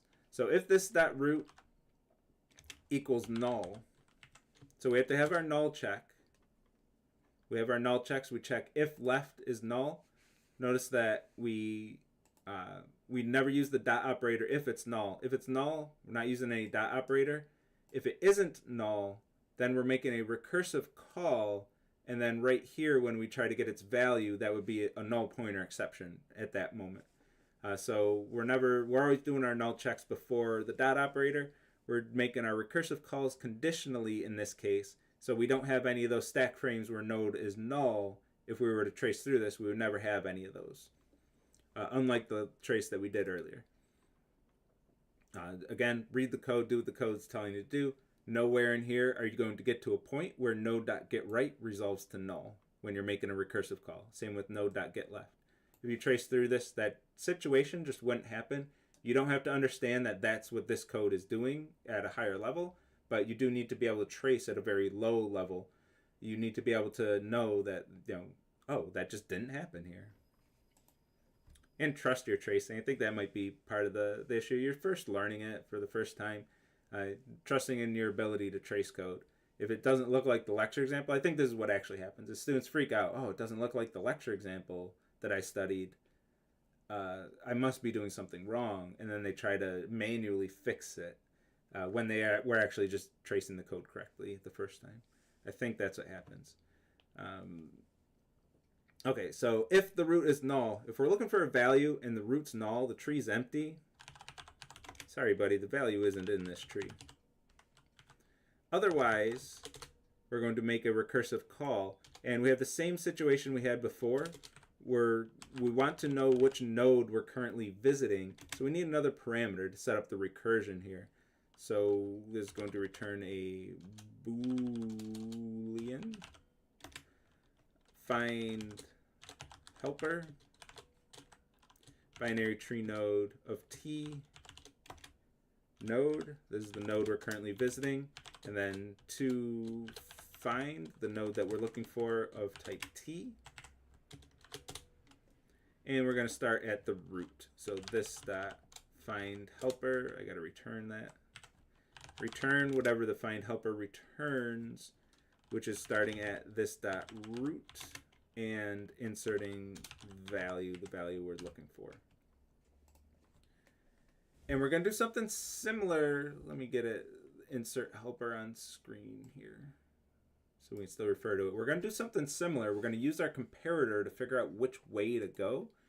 But instead of maintaining the property of a BST, now we're taking advantage of the property of a BST. We're taking advantage of it to say, to decide which way to go to look for the value we're going to find. So it's going to start off similar. We're going to check with the comparator. We're going to say, hey, comparator, compare these two values. Is the node I'm looking for, does it come before this node's value? And we did our null check already. We know node is not going to be null. And then we have to be careful with our recursive calls and make sure we don't call it with something that could possibly be null. Then we'll be safe on that front. So we can use the dot operator here. So we're going to say, does the value we're looking for come strictly before the value at this node? If it does, we're thinking left.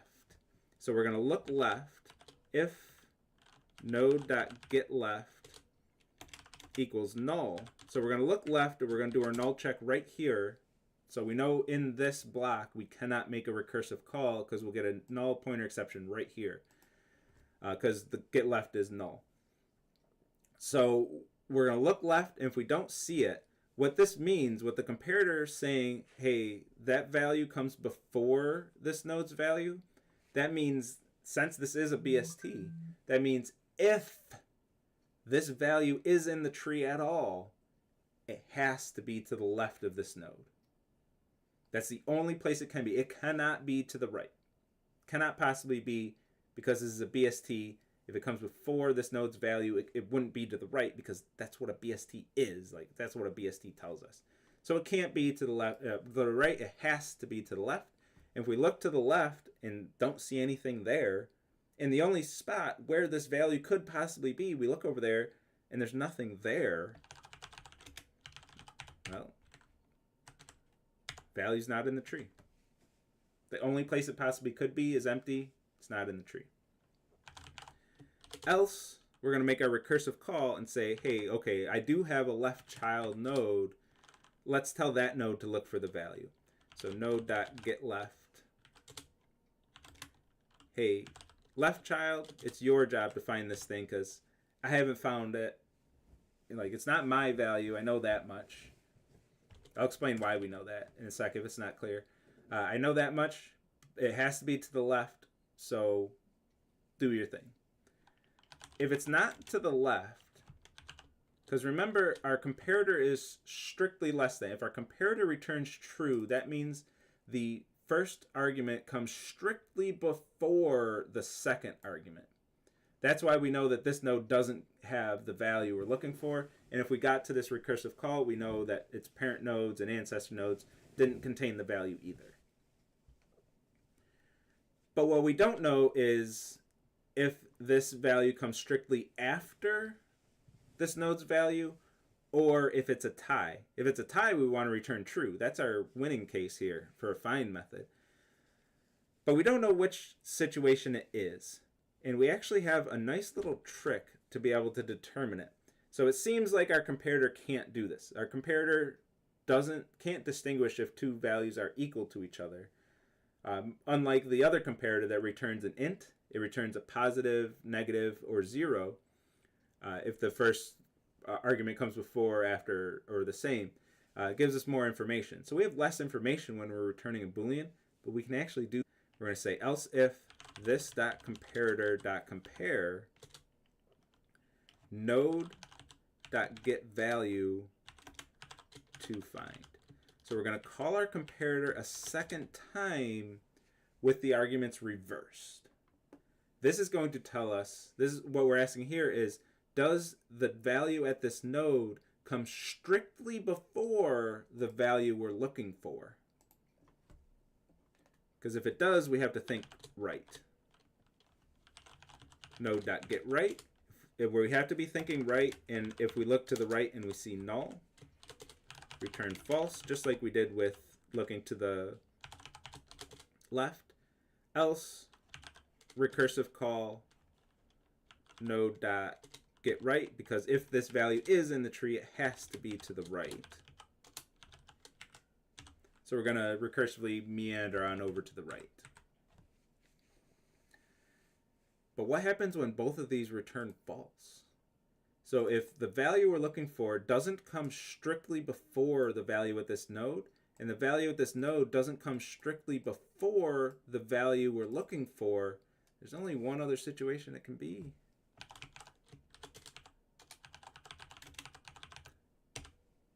We found what we're looking for. So if it doesn't come strictly before and it doesn't come strictly after, these nodes are the same according to this comparator. Which doesn't mean, so notice with the find method for linked list, we actually use the dot equals method, and we said if these two values are equal, call it a day. That's not necessarily what we want, especially when we have a comparator and we're using a comparator to look for things. It was what we wanted with linked lists because we were just checking for equality. We didn't have a comparator. But when we have a comparator, we don't want to use dot equals, even though we can. It's part of the object class, so this value does have a dot equals. We could use it. We don't want to. When we have a comparator, we want to know if their relative sorted order is the same, not if the values are the same, and those two things can be different. So for example, in task 4, you wrote a comparator that compares strings, the title of a song, while ignoring case. That means you could have two songs with the same title. One of them's all uppercase, one of them's all lowercase. Those are different strings. Dot equals returns false.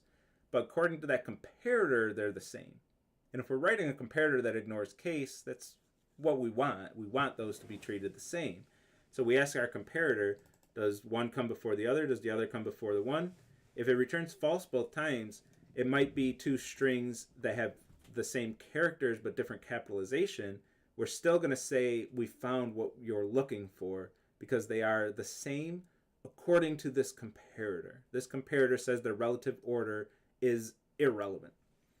So we're going to return true if the comparator returns false both times here. So let's see that in action in our debugger. Oh, wait, let's do our pseudo testing here first. I forgot my returns here. Return whatever the recursive call. returns. They're missing return statement. It's like, I had 3 return statements in this method. What do you mean it's missing? It's because there's a path through my conditionals that didn't return anything. So if this was true, then false, we hit this and there was no return statement. So that's what Java's complaining about. Don't just add a return false or something right here. Don't do that. Make sure you actually fix the bug when you see errors like this. I had paths through my code that didn't return anything, so Java's making me plug those up. Since I'm using else's, then I do have every single case covered. If I say else if true, I know that there's no possible path through this code that doesn't reach a return statement, but Java doesn't care. Java's still going to give me the same error. It's going to give me the missing return statement. But if you use else, then there's no possible way, like you have to hit either the if, the else if, or the else. One of those 3 will execute, guaranteed. So Java's happy with that. So I get true, true, false. That's what I want for my find method. Let's run this in the debugger and take a peek at what's really happening. So we're trying to find 2. Root's not null, so we're going to start our recursion. We're going to ask our comparator. We have our node with the value 5, and the value that we're trying to find is 2. Did I mention that in this lecture or the last one? Everything blends together now. But if you see in case I didn't mention it in this lecture, if you see the glasses like this, that means that this variable is not actually on the stack. So if you're using the debugger, which I recommend the debugger, I think I just recommended that too. Use the, no, actually I think I forgot. Use the debugger to help study for the traces. The debugger shows you all the information that your trace is going to have. So again, you're double dipping there. You're getting practice with the debugger while studying for your quizzes. So you can really double dip some of your effort in this class. This is telling you all the information. These are the stack frames that are currently on the stack, and these are all the variables that are in that stack frame. So we have this, a reference to the calling object, node, which is a parameter, and toFind, which is a parameter. But you also see these things, these glasses things. This means that this variable is not on the stack, it's on the heap, but it's a variable that you might be interested in. This is the debugger trying to say, hey, I think you'll be interested in this thing, so I'm going to let you take a peek at it with while saving one more click. It's this dot comparator, so it's this thing right here, this dot comparator, but it's just showing you that variable because it thinks it's going to be useful. When you're studying for your traces, it's not useful because it's just confusing. But when you're just debugging your code, it can be helpful. And when we had a comparator on the heap, we had no instance variables. We see that same information here. Root has value left and right. We see that information here. The 3 instance variables for that object on the heap. So it's a little bit different format than the tracing tool, but it's the same information. It'll be the same exact information. Well, not exact, because we don't trace the string array for main, but technically it is on the heap. This is a reference to an object on the heap. So little things like that we don't trace, but for the most part it is going to be the same information. Okay, so we're going to ask our comparator, does 2 come before 5? We have the less than comparator, so we expect this to be true. 2 less than 5, true. So we're going to look left. We're going to look left. We're going to see a node. This is not null. So we are going to make a recursive call to the left. We're going to return find helper of node.getLeft. So we're effectively moving to the left through our recursive call. So node is now that node with the value 2. And we're going to ask the same question. We're going to say, does the value we're looking for come before this node's value? Does 2 come before 2? We're going to ask our comparator, is 2 less than 2? Because we're using a less than comparator. And it's going to say no. It's going to say false. So we're going to swap the parameters. We're going to say, does this node's value come before the value we're looking for? Does 2 come before 2? We know it's the same question, but the comparator doesn't. So 2 less than 2. And it's going to say no again. Well, if toFind isn't less than the value and the value isn't less than toFind, they're the same value. With a less than operator, they are literally the same value. They're the same int. That will be the same as equals. Not always the case, but they are equal according to this comparator. So we're returning true. Return true up the recursion up to this stack frame. Return true up to the original calling stack frame, not the helper. That returns true and prints true to the screen. We can see that in the console, printed true to the screen. With 14, we're going to ask 14 less than 5, false. 5 less than 14, true, so we go right. We look to the right, we don't see null. So we move over to the right node, so we're going to move over to this node with the value 8. So now node is the node with the value 8. And we're going to ask, is 14 less than 8? False. Is 8 less than 14 true? So we're looking right. When we look right, we do not see null. We see this node here with the value 14. So we're going to head over there. With a recursive call, we can see 3 calls to find helper on the stack right now. And we can see all the instance variables of everything in all these stack frames. Then we're going to ask our comparator, node.value is 14. Is 14 less than 14? No. Is 14 less than 14? No. Return true. We found what we're looking for. Return all the way up the recursion. And let's do it one more time with a value that's not in the tree, just to round this out. Is 6 less than 5? No. Is 5 less than 6? Yes. So we're going to recursively call to the right. We have the node with 8. Is 6 less than 8? Yes. So we're going to look left. We do find a value to the left. Is this value with 7? So we're going to recursively meander over to that node. So now node is that node with the value 7. We're going to say, is 6 less than 7? Yes. We're going to look left. When we look left, we find null. We know that this value, if it's in the tree, it has to be to the left of this node with the value 7. And there's nothing over there. Return false. Return false all the way up the recursion, all the stack frames. And we get false. So we got true, true, false.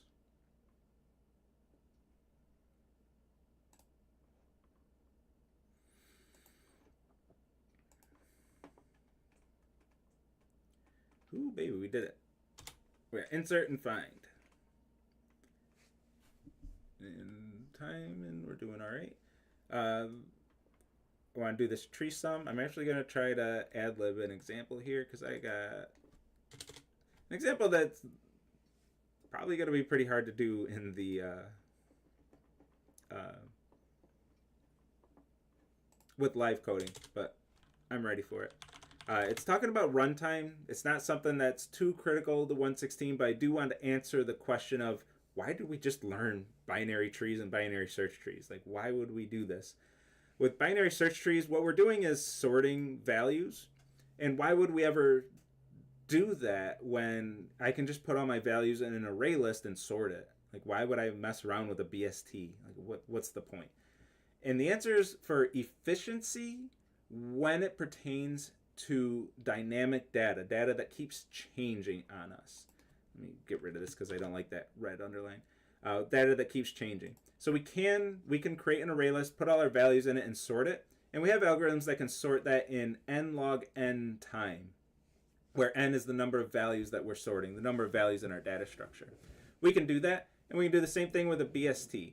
So we have a few properties with a BST, is that if the BST is balanced, the tree we've been working with here is balanced, which means that for each node, the left and right subtrees of that node are about the same size, and for this tree they were exactly the same size for every single node. If we have that property, we have a few things that we can infer about the tree. We can say that its height is log of n, or at least within 1 or 2 of log of n. We call it O of log of n because there's some constants there. That stuff you'll talk about in depth in 250. The height will be log of n, And both of our algorithms that we just wrote, find and insert, these are both going to be log of n algorithms. Each algorithm does a constant amount of work, meaning nothing we did here depended on the size of the tree.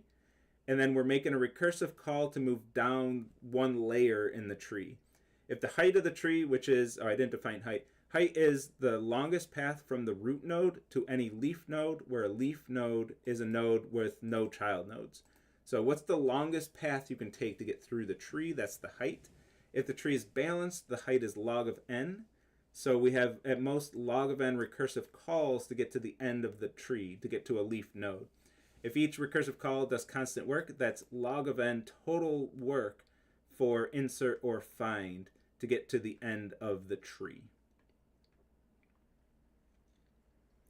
That means if we have n values, we can insert them all into a BST in n log n time, and then do our in-order traversal to visit all those nodes in order, and in n log n time, we've effectively sorted n values, which go us, yay. It was just as fast as we could do with an array list using merge sort, which is something I think they stopped talking about in 115, and we stopped talking about it in 116, so you have to wait till 250 to really talk about merge sort. But it's an n log n runtime sorting algorithm. It's neat. It uses recursion. It's cool. It has 2 recursive calls similar to trees. Maybe someday we'll bring it back to 116. It's fun to talk about. So we have an n log n sorting algorithm, but great, we can do the same thing with an array list. We can actually do the same thing with a linked list with a slightly different algorithm. We can do the same thing, n log n sorting, which is the best we can do with comparison sorting based on a comparator. N log n is provably the fastest we can possibly sort something. So we have another n log n sorting algorithm using a BST. The advantage of a BST is when our data is dynamic. And I always think of this as a global leaderboard. Say you have 1 million players playing a game, and you have a leaderboard that constantly tracks everybody's position in the leaderboard. If you're using an array list to do this, and somebody comes out of nowhere and takes the top spot, index 0 of your array list, it's going to take O of n time to move all n values down the array by 1 position. And for a linked list, what if somebody new comes, probably a more likely situation, somebody new comes and takes the last spot? Well, now you have to traverse the entire linked list, .next, .next, .next, .next, 1 million times, just to get to the end to figure out where to insert that player. So we have 2 O of n time algorithms, and we can't do any better with those data structures. If we have changing data and we want to maintain sorted order, it's going to be O of n. They're just slow. Nothing we can do. With the linked list, you might think, well, I'm going to do it like we did with the queue and store a reference to the front and the beginning, the front and the back. And then somebody changes their score that's right in the middle of the list. It's still going to be n over 2. 1/2 is a constant. It's still going to be O of n. It's going to be bad. It's going to be slow. With a BST, we insert. We won't talk about it in 116, but we can also delete in log n time. We can insert, delete. So update is a deletion and an insertion. We can do all that in log n time, which is faster. So if we have changing data like that global leaderboard that's constantly changing, a binary search tree is going to be significantly more efficient than an array list or a linked list for that purpose, or any other data structure. If we have dynamics data that needs to be sorted, BSTs are go-to. It's going to do it for us. If we have a lot of values, if it's this example where we only have 7 values, who cares? Use an array list for everything. Good, go for it. But when we have a lot of values, that's where we're going to really start feeling the efficiency. So with 7 values, we have the height of the tree, which is going to be log n. And since it's a binary tree, meaning each node has at most 2 child nodes, it's going to be log base 2 of n. And I'll round up to 8 just to make the math easier for us. If this were 8 nodes, log base 2 of 8, that's going to be 3. So the height of the tree is 3. And in our algorithms, we had to go at most 3 steps to get to the bottom. So I think we hit this one. Let's do this. Repeat modifier, yeah.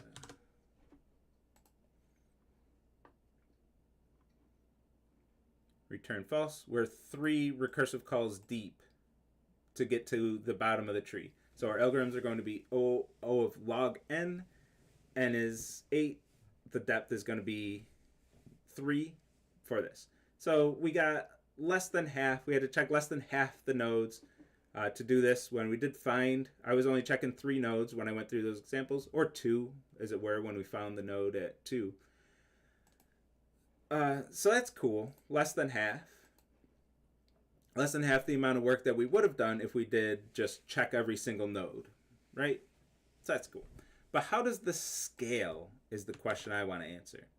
How does this scale? So let's create another example here. Let's do this again. Public static example 1. It's going to return void. Let's just kind of store this code over here, and I'll reuse the main method for this. So I want to create a new BST. BST of doubles tree. We'll call it BST. Equals new BST. Oh, I need a new comparator. Have double increasing. I'm just going to steal this from week Y, Jesse's Way, 1 p.m. I'm just going to grab my comparator so we don't have to write a comparator, but it is less than. It's the less than comparator. Just for doubles instead of ints, we didn't have one for doubles. So I'll just steal this from somewhere else in the repo here. And then I want to create an int n equals 1 million. And I'm going to insert for I less than n. I shouldn't have used that autocomplete. That was a bit much, but I like using that autocomplete. It gives you a standard for loop, increments by 1 and initializes at 0, and then less than whatever value you want. So this is going to execute exactly 1 million times. And I'll do bst.insert math.random, which is going to give me a random double between 0 and 1. But I don't like those small numbers, so I'm going to multiply it by 100, just so I have values between 0 and 100.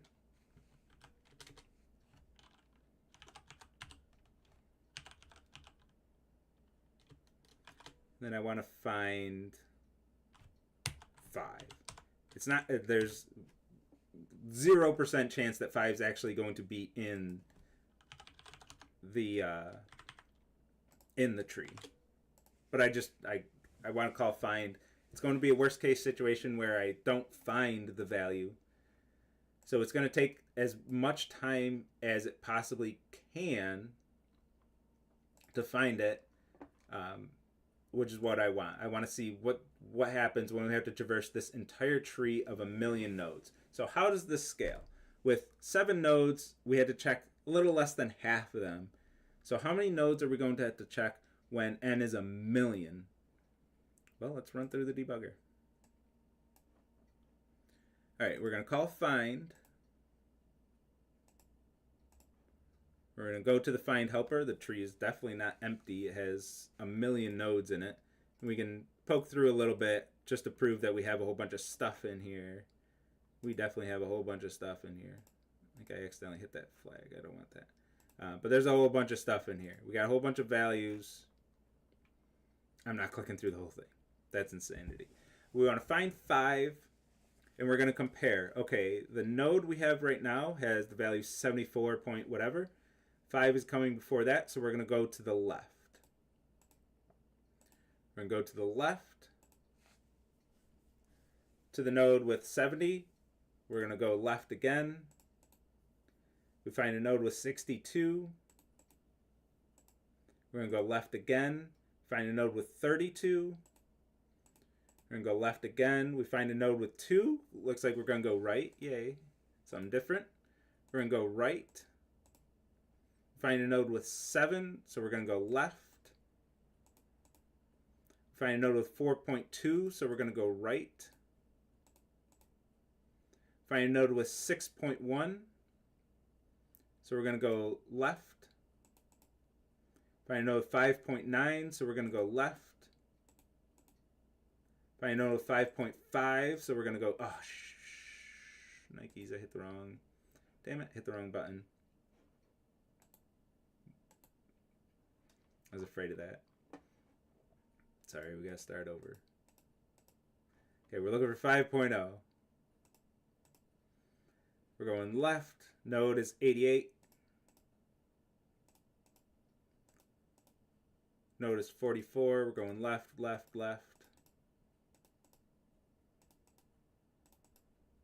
Left. Left. We almost found 5 there. Right. How long do you think this is going to take? Going through a million nodes. We're going right.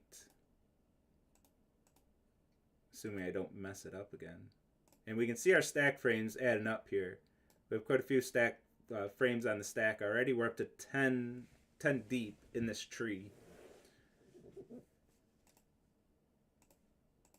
Going right, we're at 4.99. We're actually really close to 5. There's no way we're actually going to hit 5, though. That's pretty much impossible. 4.99.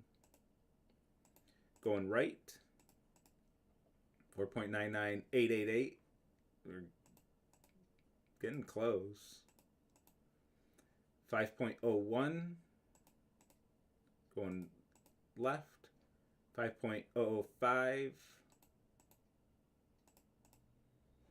4.999.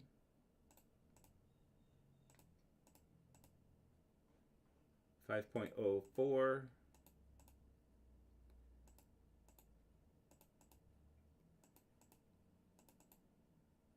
5.0006. Getting close. 4.999991. I'm surprised how close we're getting. Going right, but we're not getting there. We're doing equality on doubles. We're never gonna get there. 5000. So we're going left. 500 something greater than 5. So we're going left. 1 million nodes. Left is null. So we're done. 5 is not in this tree. This is something we can do by hand. I mean, I'm just clicking, but like we did all the math. We did the comparisons. If somebody laid out this whole tree, you can go by hand, node to node, do the comparisons, and find if 5 is in this tree of size 1 million. It doesn't take that long. Log of n is an extremely efficient algorithm. Very, very fast. This took us 22 calls to get to the bottom of the tree. And we can verify this with math. Take the log base 2 of... Can I just pull up the calculator and do this? Scientific. If we take... I really can't.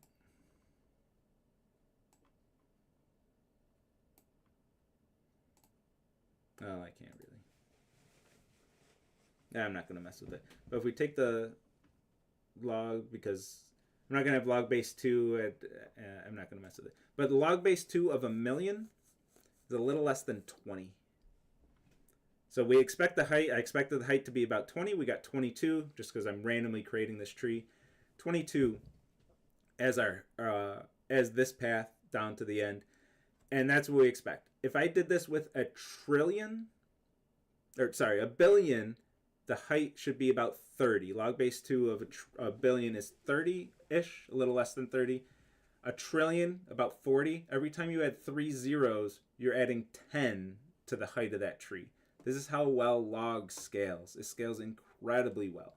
And this is why, if you have ever played the 20 questions game, where it's just a bunch of yes or no questions, the electronic one where the machine just asks you yes or no questions one after another, it can be thinking of 1 million, it can have coded 1 million different things and ask you 20 yes or no questions and have you think of one of those, as long as you think of one of those 1 million things it can get down to that answer that you were thinking of. Those things feel like magic when you use them, but once you understand math and how logarithms work, yeah, that's all it takes is 20 questions and a million different things it can give you. Those things are a little bit more complicated because we often answer some of the questions wrong, and it has to account for that. So it has a little extra complexity for that. Um, but if we always answer the questions right, they could use a straight up BST and or a binary tree. It wouldn't technically be a BST at that point, but a binary tree, like a decision tree, we would call it. So scales incredibly well. Incredibly well. I'm not clicking through a billion. Not doing it. But yeah, and just noticing how fast it runs. Like, this doesn't take long to run. Most of that runtime is actually building the tree, doing all the insertions. Insertion's fast as well, but we got to do it a million times. You know, it takes a little bit of time. Not much, though. Can I get a runtime? I'd have to run this in a test case. But you can feel how fast it's going. It's going pretty quick. Felt like maybe a second. I'd be surprised if it even took a second. So that's how well it scales. If the tree is balanced. So let's go back to example 1. I have this organized like crap, but example 1, let's comment this out, I suppose. So let's go back to example 1 and reorganize this. I was very careful the way I did my insertions here. But what if I wasn't? Or what if I carefully broke it like I'm doing now? So our tree, our BST actually isn't efficient at all in any way. So let's run this again. Let's run this in the debugger and see what we get. I'm inserting these in sorted order. And the way our insert method is going to work is it's going to look for a location to fit the value that we're inserting. And the value we're inserting, it's going to say, does it come before the node I'm looking at? And if the answer is no, it's going to go to the right. So I insert -3, it gets the root, it's the first one. I insert 2, does 2 come before -3? No, so it goes to the right. Does 4 come before -3? No. Does it come before 2? No, so it goes to the right. And it's just going to keep going to the right, to the right, to the right, to the right, and all these left childs are null. So the way we're using our BST in 116, we do not get all the properties that we're talking about. This log n height, this log n insert, log n find, we don't get those properties because we have to be very careful the way we're inserting into our tree.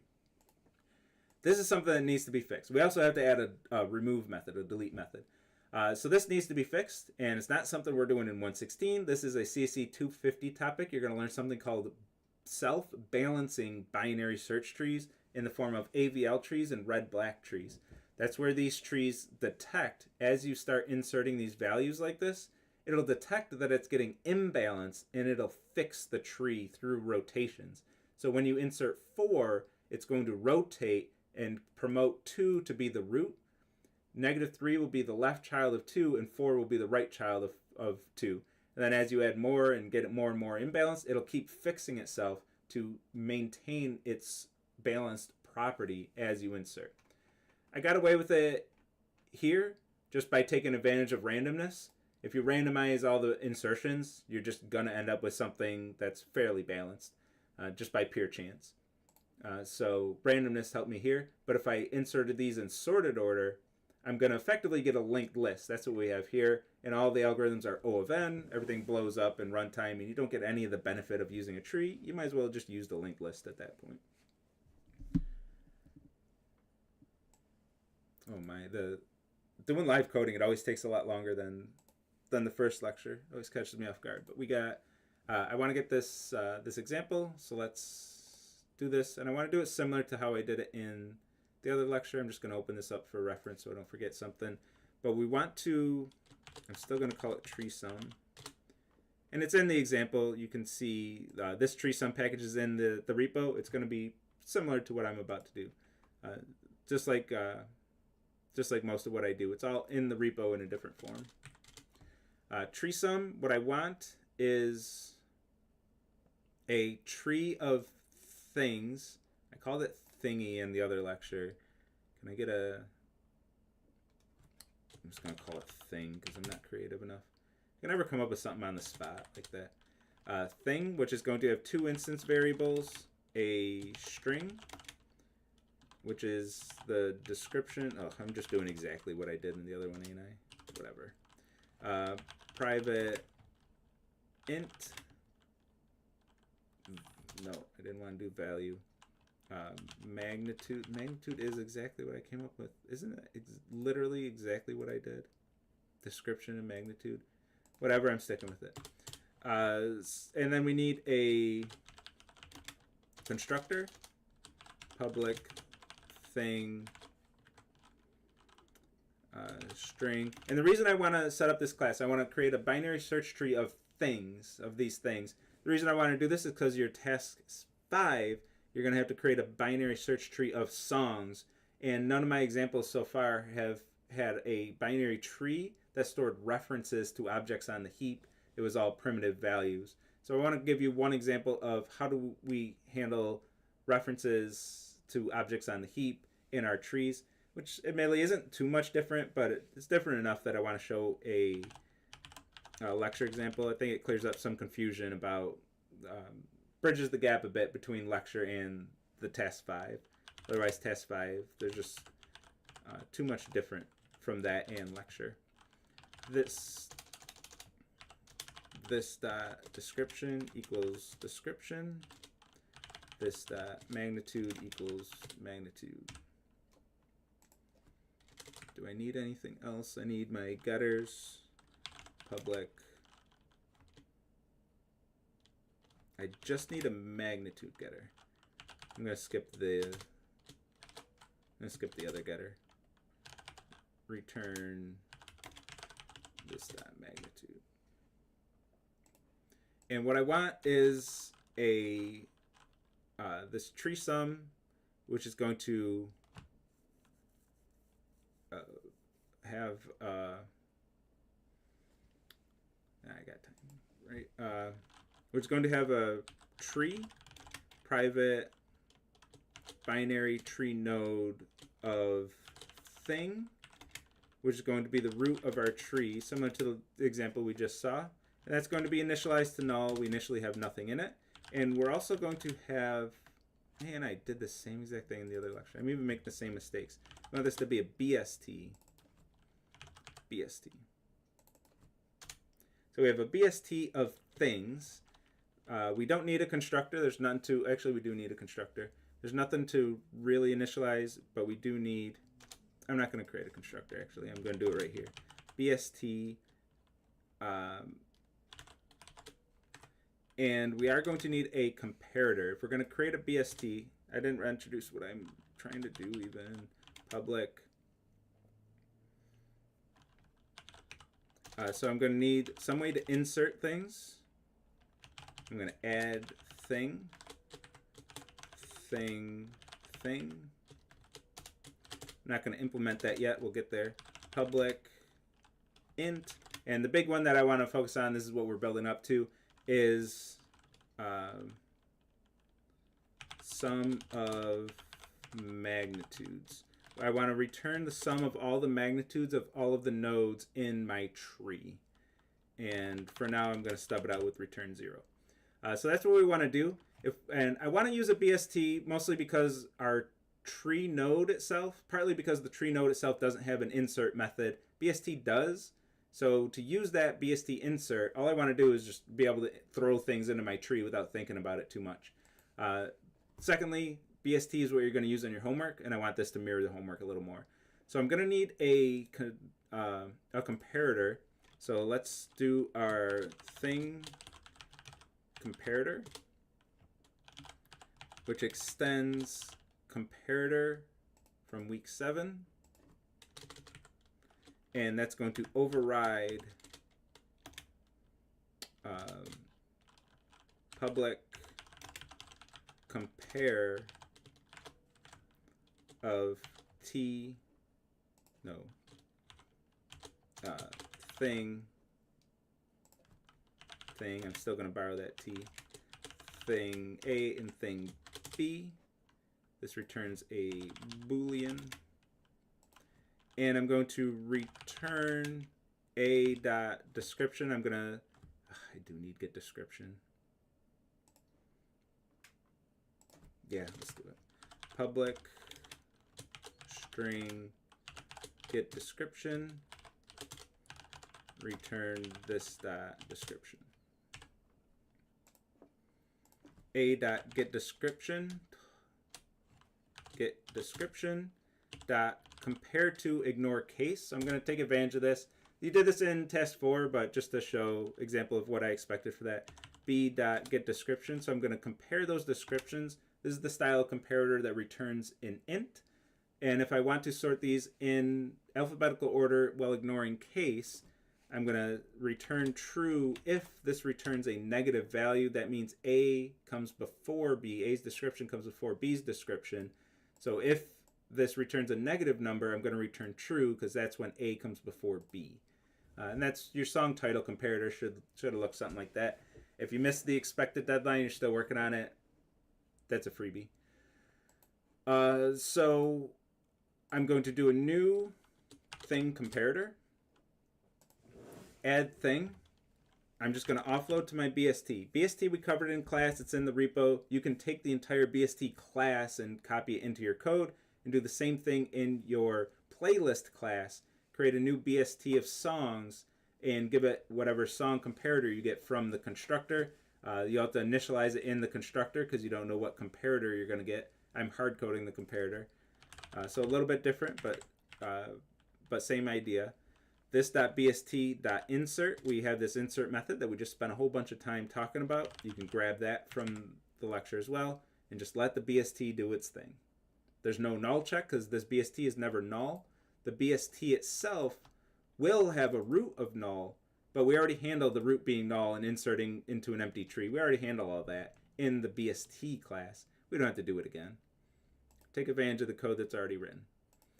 And then sum of magnitudes. This is the one we want to do. I will cheat a little bit in the interest of time. We only have 3 minutes here. I'm going to steal my test case.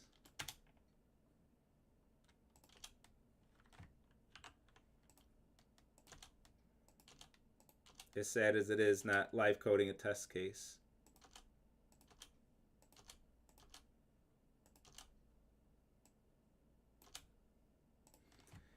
I'm going to add these things to my tree. So I'm creating a new tree, adding some test cases. You don't have to struggle through me just coming up with random data, at least.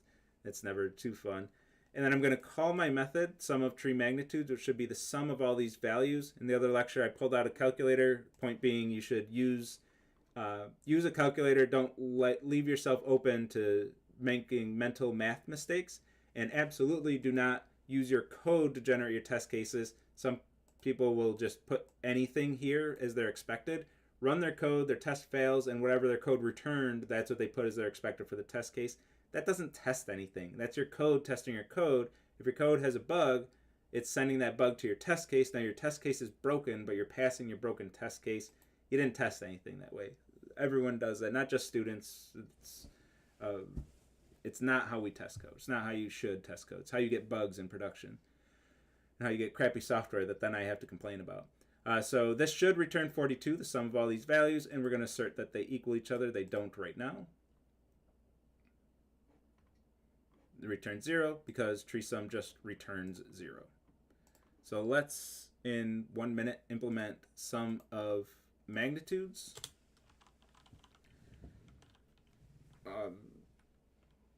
So I'm going to have my accumulator int.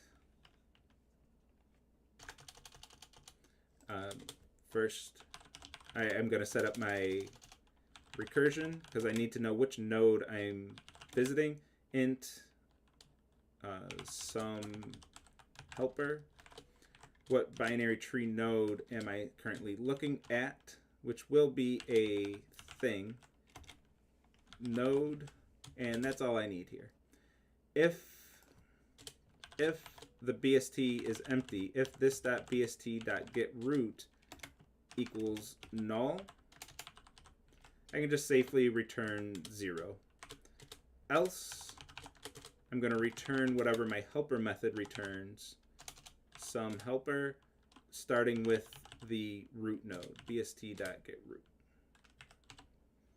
I have an accumulator variable I want, int sum equals node.getValue, and this is the key point. GetValue here is going to return a reference to a thing, so the value isn't exactly what I'm looking for, but it does have an instance variable, getMagnitude, that I can work with.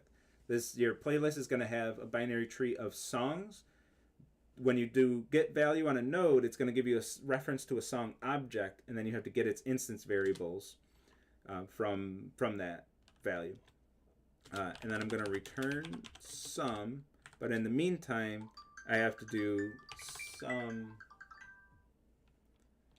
plus equals a recursive call on node.getLeft, conditionally if node.getLeft, oh my goodness, getLeft is not null. So I'm going to do my null check, so I'm not expecting null when this method is called. And then if node.getRight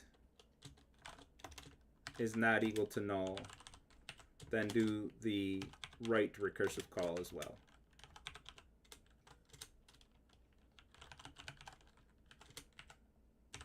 And this is very similar to what you're asked to do in task 7.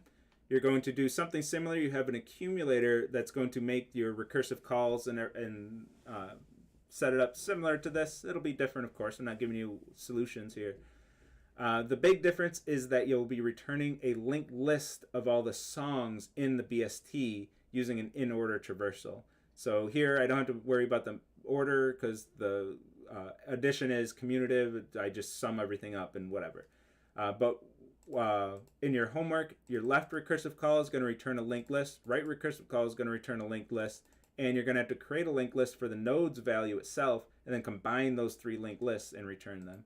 But the structure is very similar. And I'm over time. Sorry I went 2 minutes over. I don't like going over, but I wanted to at least finish that up. So I'll be in office hours in half an hour. I will have office hours on Thursday.